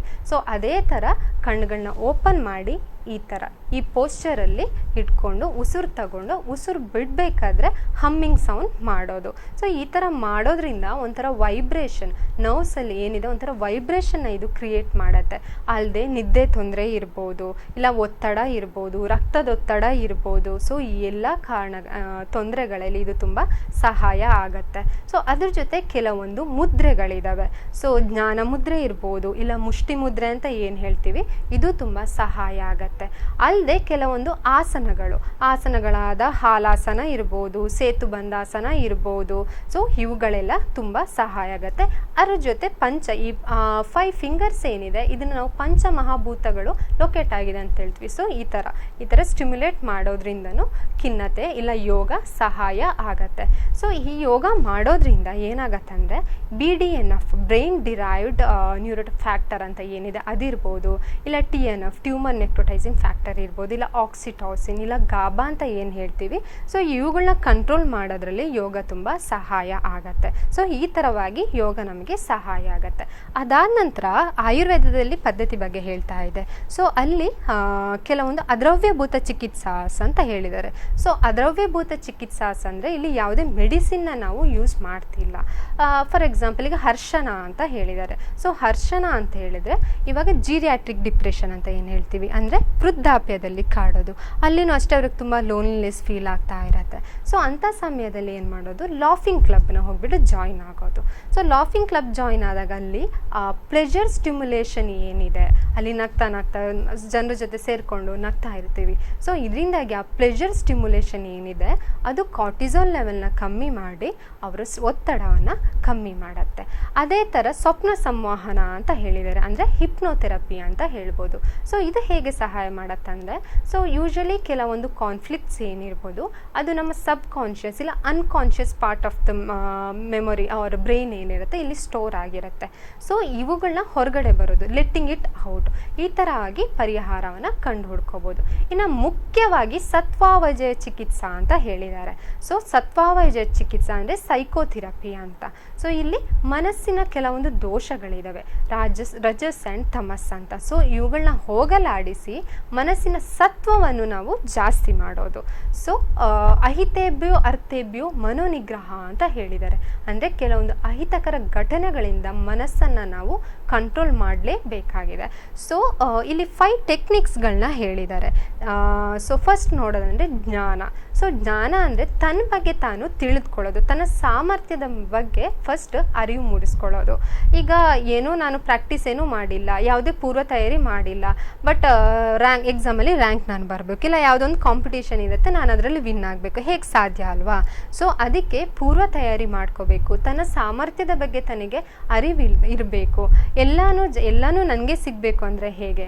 ಸೊ ಅದಕ್ಕೆ ಅನುಗುಣವಾಗಿ ನಾವು ಪ್ರಾಕ್ಟೀಸ್ ಮಾಡಿದ್ರೆ ಖಂಡಿತವಾಗ್ಲೂ ಸಕ್ಸೀಡ್ ಆಗಬೇಕು ಅನ್ನೋದನ್ನು ನಾವಿಲ್ಲಿ ಮನವರಿಕೆ ಮಾಡ್ಕೋಬೇಕು. ಅದಾದ ನಂತರ ಬರೋದು ವಿಜ್ಞಾನ. ಸೆಕೆಂಡ್ ಒನ್ ಈಸ್ ವಿಜ್ಞಾನ. ಸೊ ವಿಜ್ಞಾನ ಅಂತಂದರೆ ಏನಂದರೆ ಕೆಲವೊಂದು ಶಾಸ್ತ್ರಗಳು ಇಲ್ಲ ಬೇರೆಯವ್ರನ್ನ ನೋಡಿ ನಾವು ತಿಳ್ಕೊಳ್ಳೋದು. ಈಗ ಮುಖ್ಯವಾಗಿ ಕೆಲವರು ನಮ್ಮ ಥರನೇ ಎಷ್ಟೋ ಜನ ನೋವನ್ನು ಅನುಭವಿಸ್ತಿರ್ತಾರೆ. ಸೊ ಅವರಿಂದ ಅವರು ಹೇಗೆ ತಮ್ಮ ಜೀವನವನ್ನು ಕಟ್ಕೊಂಡಿದ್ದಾರೆ, how do they build their life ಆಗಿರ್ಬೋದು, ಇಲ್ಲ ಕೆಲವೊಂದು ಆತ್ಮಕಥೆಗಳನ್ನ ನಾವು ಓದೋದ್ರಿಂದ ಇರ್ಬೋದು. ಸೊ ಈ ಥರವಾಗಿ ನಮ್ಮ ಆತ್ಮಸ್ಥೈರ್ಯವನ್ನು ನಾವು ಜಾಸ್ತಿ ಮಾಡ್ಕೋಬೇಕು. ಸೊ ನೆಕ್ಸ್ಟ್ ಬರೋದು ಧೈರ್ಯ. ಧೈರ್ಯ ಅಂದರೆ supportive therapy. So supportive therapy ಇಲ್ಲಿ ಏನಾಗತ್ತಂದರೆ, ಈಗ ಫಾರ್ ಎಕ್ಸಾಂಪಲ್ ಚೈಲ್ಡ್ಹುಡ್ಡಲ್ಲಿ ಏನೋ ಒಂದು ತೊಂದರೆ ಆಗಿರುತ್ತೆ, ಚೈಲ್ಡ್ಹುಡ್ ಡಿಪ್ರೆಷನ್ ಅಂತ ಏನು ಹೇಳ್ತೀವಿ, ಇಲ್ಲಿ ಮೇಯ್ನಾಗಿ ಫ್ಯಾಮಿಲಿ ಥೆರಪಿ ಬೇಕಾಗತ್ತೆ. ಸೊ ಹೇಗಂತ ಹೇಳಿದ್ರೆ, ಈಗ ಜಾಸ್ತಿಯಾಗಿ ಸಿಂಗಲ್ ಚೈಲ್ಡ್, ಒಂದೇ ಮಗು ಮನೇಲಿರುತ್ತೆ, ಇಲ್ಲ ನ್ಯೂಕ್ಲಿಯರ್ ಫ್ಯಾಮಿಲಿ ಅಂತ ಏನು ಹೇಳ್ತೀವಿ. ಸೊ ಇದರಿಂದಾಗಿ ಆ ಮಗುಗೆ ಯಾರ ಜೊತೆ ಶೇರ್ ಮಾಡ್ಕೋಬೇಕು ಅನ್ನೋದೇ ಗೊತ್ತಿರಲ್ಲ. ಪೇರೆಂಟ್ಸ್ ನೋಡಿದರೆ ಅವ್ರು ಬ್ಯುಸಿ ಸ್ಕೆಡ್ಯೂಲ್ ಇರ್ತಾರೆ, ಸೊ ಅವರಿಗೆ ಟೈಮ್ ಸ್ಪೆಂಡ್ ಮಾಡೋದಕ್ಕೆ ಸಿಗಲ್ಲ. ಸೊ ಹೀಗಾಗಿ ಆ ಮಗುಗೆ ಶೇರ್ ಮಾಡ್ಕೊಳ್ಳೋದಕ್ಕೆ ಯಾರೂ ಇರಲ್ಲ. ಸೊ ಇಲ್ಲಿ ನಾವು ಫ್ಯಾಮಿಲಿ ಅವರಿಗೆ ಏನು ಥೆರಪಿ ಕೊಡ್ತೀವಂದರೆ, ಮೇಯ್ನಾಗಿ ನಿಮ್ಮ ಮಕ್ಕಳ ಜೊತೆ ಟೈಮ್ ಸ್ಪೆಂಡ್ ಮಾಡಿ ಅಂತ. ಇನ್ನೊಂದು ರಿಸರ್ಚ್ ನಡೆಯುತ್ತೆ. ಸೊ ಈ ರಿಸರ್ಚಲ್ಲಿ ಏನು ಮಾಡ್ತಾರೆ, ಒಂದು ಕೋಣೆಯಲ್ಲಿ ಒಂದು ಕಡೆ ಫುಡ್ಡು ಮತ್ತು ಲೈಟ್ ಏನಿರ್ಬೋದು ಅದನ್ನು ಇಟ್ಟಿರ್ತಾರೆ, ಇನ್ನೊಂದು ಕಡೆ ಒಂದು ಸಾಫ್ಟ್ ಕ್ಲೋತ್ ಇರುವಂಥ ಒಂದು ಡಾಲ್ನ ಇಟ್ಟಿರ್ತಾರೆ. ಸೊ ಅಲ್ಲಿ ಒಂದು ಆ್ಯನಿಮಲ್ ಏನಿದೆ ಅದನ್ನು ಬಿಡ್ತಾರೆ. ಆಗ ಆ ಆ್ಯನಿಮಲ್ ಏನು ಮಾಡುತ್ತೆ, ಒಂದು ಸರಿ ಓಕೆ ಫುಡ್ ಲೈಟ್ ಹತ್ರ ಬಂತು, ಹಾಲು ಏನಿದೆ ಅದ್ರ ಪಕ್ಕ ಬಂತು, ಬಟ್ ಮುಂದೆ ಅದು ಹೋಗ್ಬಿಟ್ಟು ಆ ಸಾಫ್ಟ್ ಕ್ಲೋತ್ ಏನಿದೆ ಅದ್ರ ಪಕ್ಕನೇ ಇರತ್ತೆ. ಸೊ ಇದರಿಂದ ನಾವೇನು ಅರ್ಥ ಮಾಡ್ಕೋಬೇಕು ಅಂದರೆ, ಆ ಮಗುವಿಗೆ ಬೇಕಾಗಿರೋದು ಪ್ರೀತಿ ಇಲ್ಲ ಸೆಕ್ಯೂರ್ ಫೀಲ್ ಏನಿದೆ ಅದು ಬೇಕಾಗಿರೋದು, ಅದ್ರ ಜೊತೆ ಅದನ್ನು ಹೊರತು ಈ ಲಕ್ಸುರಿ ಲೈಫ್ ಏನಿದೆ ಅದಲ್ಲ. ಸೊ ಮೇಯ್ನಾಗಿ ನಮ್ಮ ಫ್ಯಾಮಿಲಿಯವರು ಮಕ್ಕಳಿಗೆ ಸಪೋರ್ಟ್ ಕೊಡಬೇಕು. ಇನ್ನು ಮುಂದೆ ನೋಡೋದಂದರೆ, ಈಗ ಓಕೆ ಅಕಾಲವಾಗಿ ಪತಿಯೋ ಇಲ್ಲ ಪತ್ನಿದೋ ಮರಣ ಆಗತ್ತೆ, ಇಲ್ಲಾಂದರೆ ಏನಾದರೂ ಅವ್ರಿಗೆ ಅನಾರೋಗ್ಯ ಆಗಿರುತ್ತೆ. ಸೊ ಸಂಸಾರ ಅಂತ ಹೇಳಿದಾಗ ಇಬ್ಬರು ಅದರಲ್ಲಿ ಗಂಡ ಹೆಂಡತಿ ಇಬ್ಬರು ಸೇಮ್ ಜವಾಬ್ದಾರಿನ ಹೊಂದಿರ್ತಾರೆ. ಸೊ ಆ ಥರ ಆದಾಗ ಅವರು ಧೃತಿಗೆಡದೆ ಆ ಸಂಸಾರವನ್ನು ಅವರು ಮುಂದೆ ಹೋಗುವಂತೆ ನಾವು ಅವರಿಗೆ ಕೆಲವೊಂದು ಥೆರಪಿ, ಕೆಲವೊಂದು ಸಪೋರ್ಟಿವ್ ಥೆರಪಿನ ಮಾಡಬೇಕಾಗತ್ತೆ. ಇನ್ನು ಈಗ ಒಬ್ಬರು ಕ್ವಶನ್ ಕೇಳಿದ್ರು, ಸೊ ಈಗ ಮೆನೋಪೌಸಲ್ ಟೈಮಲ್ಲಿ ಏನಾಗ್ತಿರತ್ತೆ ಅಂತ. ಸೊ ಸಾಮಾನ್ಯವಾಗಿ ಪೇಷಂಟ್ ಬಂದವ್ರು ಏನು ಹೇಳ್ತಿದ್ದಾರೆ, ಡಾಕ್ಟ್ರೆ ನಾನು ಮುಂಚೆ ಚೆನ್ನಾಗಿ ಫ್ಯಾಮಿಲಿ ಅವ್ರನ್ನೆಲ್ಲ ನೋಡ್ಕೋತಿದ್ದೆ, ಈಗ ಯಾಕೋ ನನಗೆ ಅವ್ರು ನೋಡಿದ್ರೆ ತುಂಬ ಸಿಟ್ಟು ಬರುತ್ತೆ, ಕಿರಿಕಿರಿ ಮಾಡ್ತೆ, ನಾನು ಅವ್ರ ಜೊತೆ ಇದರಿಂದಾಗಿ ಜಗಳ ಮಾಡ್ತಿರ್ತೀನಿ. ಇನ್ನು ಹಸ್ಬೆಂಡ್ ಬಂದವರಷ್ಟೇ, ಅವಳಲ್ಲಿ ತುಂಬ ಚೇಂಜಸ್ ಆಗ್ತಾ ಇರ್ತೀನಿ. ನಮ್ಮ ಮಕ್ಕಳು ಹೇಳ್ತಿರ್ತಾರೆ, ಅಮ್ಮ ಯಾಕೋ ಹುಚ್ಚಿ ಥರ ಆಡ್ತಿರ್ತಾರೆ, ಈಗೀಗ ತುಂಬ ನಮಗೂ ಕಿರಿಕಿರಿ ಮಾಡ್ತಿರ್ತಾರೆ ಅಂತ ಕಂಪ್ಲೇಂಟ್ ಹೇಳ್ತಾರೆ. ಬಟ್ ನಾವಿಲ್ಲಿ ಅರ್ಥ ಮಾಡ್ಕೋಬೇಕು, ಅದು ಅವ್ರು ಮಾಡ್ತಿರೋದಲ್ಲ, ಅವ್ರು ಆ್ಯಕ್ಟ್ ಮಾಡ್ತಿರೋದಲ್ಲ, ಅದೊಂದು ಸಹಜ, ಅವರ ದೇಹದಲ್ಲಿ ಅವರ ಏಜ್ಗೆ ಆಗ್ತಿರೋ ಇದೊಂದು ಬದಲಾವಣೆ ಅಂತ ನಾವು ಅದನ್ನ ಅರ್ಥ ಮಾಡ್ಕೋಬೇಕು. ಅವಳಿಗೆ ತುಂಬ ನಿಶಕ್ತಿ ಆಗ್ತಿರೋದು, ಚೆನ್ನಾಗಿದ್ದಾಗ ಅಮ್ಮ ಎಲ್ಲ ಕೆಲಸಗಳನ್ನ ಮಾಡಿಕೊಡ್ತಾ ಇದ್ರು, ಎಲ್ಲ ಸಪೋರ್ಟ್ ಮಾಡ್ತಾ ಇದ್ರು, ಬಟ್ ಈಗ ಅವಳು ತೊಂದರೆಯಲ್ಲಿ ಇದ್ದಾಳೆ ಅಂತ ಹೇಳಿದಾಗ ನಾವು ಅವಳಿಗೆ ಸಪೋರ್ಟ್ ಮಾಡಲೇಬೇಕಲ್ವಾ. ಸೊ ಅದಕ್ಕೆ ಅವಳ ಕೆಲಸಗಳಲ್ಲಿ ಸ್ವಲ್ಪ ಸಹಾಯ ಮಾಡೋದಿರ್ಬೋದು, ಅವಳನ್ನ ದೂಷಿಸೋ ಬದಲು ನಾವು ಅವಳಿಗೆ ಆ ಏಜಲ್ಲಿ ಎಸ್ಪೆಷಲಿ ಆ ಸ್ವಲ್ಪ ಸಮಯದಲ್ಲಿ ಅವಳಿಗೆ ಸಪೋರ್ಟಿವ್ ಆಗಿ ನಾವು ನಿಲ್ಬೇಕಾಗತ್ತೆ. ಅದಾದ ನಂತರ ಸ್ಮೃತಿ ಅಂತ, ಫೋರ್ತ್ ಒನ್ ಸ್ಮೃತಿ ಅಂತ ಹೇಳಿದ್ದಾರೆ. ಈಗ ಕೆಲವೊಂದು ನಮ್ಮ ಚಿಕ್ಕ ವಯಸ್ಸಲ್ಲಿ ಆದಂಥ ಕೆಲವೊಂದು ಘಟನೆಗಳೇನಿದೆ ಅದು ನಮಗೆ ಪದೇ ಪದೇ ಮುಂದಿನ ಲೈಫಲ್ಲಿ ಪದೇ ಪದೇ ನಮಗೆ ತೊಂದರೆಯನ್ನು ಉಂಟು ಮಾಡ್ತಾ ಇರುತ್ತೆ. ಸೊ ಆ ಇಂಟರ್ನಲ್ ಕಾನ್ಫ್ಲಿಕ್ಟ್ಸ್ ಏನಿದೆ ಅದನ್ನು ರಿಸಾಲ್ವ್ ಮಾಡ್ಕೊಳ್ಳೋದು. ಕೊನೆಯದಾಗಿ ಸಮಾಧಿ ಅಂತ. ಸೊ ಇದು ಫಿಫ್ತ್ ಒನ್. ಸೊ ಇಲ್ಲಿ ಕೆಲವೊಂದು ಲೌಕಿಕ ವಿಚಾರಗಳಿಂದ ಮನಸ್ಸನ್ನು ನಿಗ್ರಹಿಸೋದು, ಧ್ಯಾನ ಧಾರಣ ಅಂತ ಏನಿದೆ ಅಲ್ಲಿ ನಾವು ಕಾನ್ಸಂಟ್ರೇಟ್ ಮಾಡೋದು. ಸೊ ಈ ಥರವಾಗಿ ಚಿಕಿತ್ಸೆಗಳನ್ನ ಹೇಳಿದ್ದಾರೆ. ಮೇಡಮ್, ಇಷ್ಟು ತನಕ ಯೋಗ ಅದು ಚಿಕಿತ್ಸೆ ಬಗ್ಗೆ ಎಲ್ಲ ಮಾತಾಡಿದ್ವಿ. ಇನ್ನೊಂದ್ಸತ ನಾವು ದೇಹಕ್ಕೆ ಬರೋ ರೋಗನ ಗಮನಿಸಿದಾಗ ಅದರಲ್ಲಿ ಸಾಕಷ್ಟು ಜನ ನಮಗೆ ಡಾಕ್ಟರ್ಸ್ಗಳು ಇದೇ TMES ಆಯುರ್ವೇದ ಕಾರ್ಯಕ್ರಮದಲ್ಲೇ ಬಂದಾಗ ಪಥ್ಯ ಅಪಥ್ಯದ ಬಗ್ಗೆ ಹೇಳಿದ್ರು. ಅಂದ್ರೆ ಆಹಾರ ಇದನ್ನ ತಗೊಂಡ್ರೆ ನಿಮಗೆ ಈ ರೋಗ ಬರೋದಿಲ್ಲ, ಇದನ್ನ ಹೆಚ್ಚಿಗೆ ತಗೊಂಡ್ರೆ ಈ ರೋಗ ಬರುತ್ತೆ ಅಂತ ಎಲ್ಲ. ಈ ಮಾನಸಿಕ ಖಿನ್ನತೆಗೂ ಮತ್ತೆ ನಾವು ತಗೊಳ್ಳೋ ಆಹಾರಕ್ಕೂ ಏನಾದ್ರೂ ಸಂಬಂಧ ಇದೆಯಾ? ತುಂಬಾ ಇದೆ, ತುಂಬಾ. ಈ ಪಥ್ಯ ಅಪಥ್ಯಾಸ ಏನಿದೆ, ತಗೊಳ್ಳೋಂಥ ಆಹಾರ ಏನಿದೆ ಅದು ತುಂಬಾ ಮುಖ್ಯ ಆಗಿರುತ್ತೆ.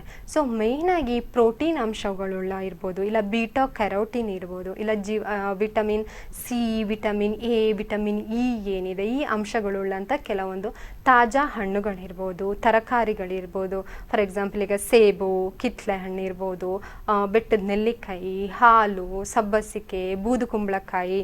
ಸೊ ಈ ಥರವಾದ ಆಹಾರಗಳನ್ನ ತಗೊಳ್ಳೋದು ತುಂಬ ಒಳ್ಳೆಯದು.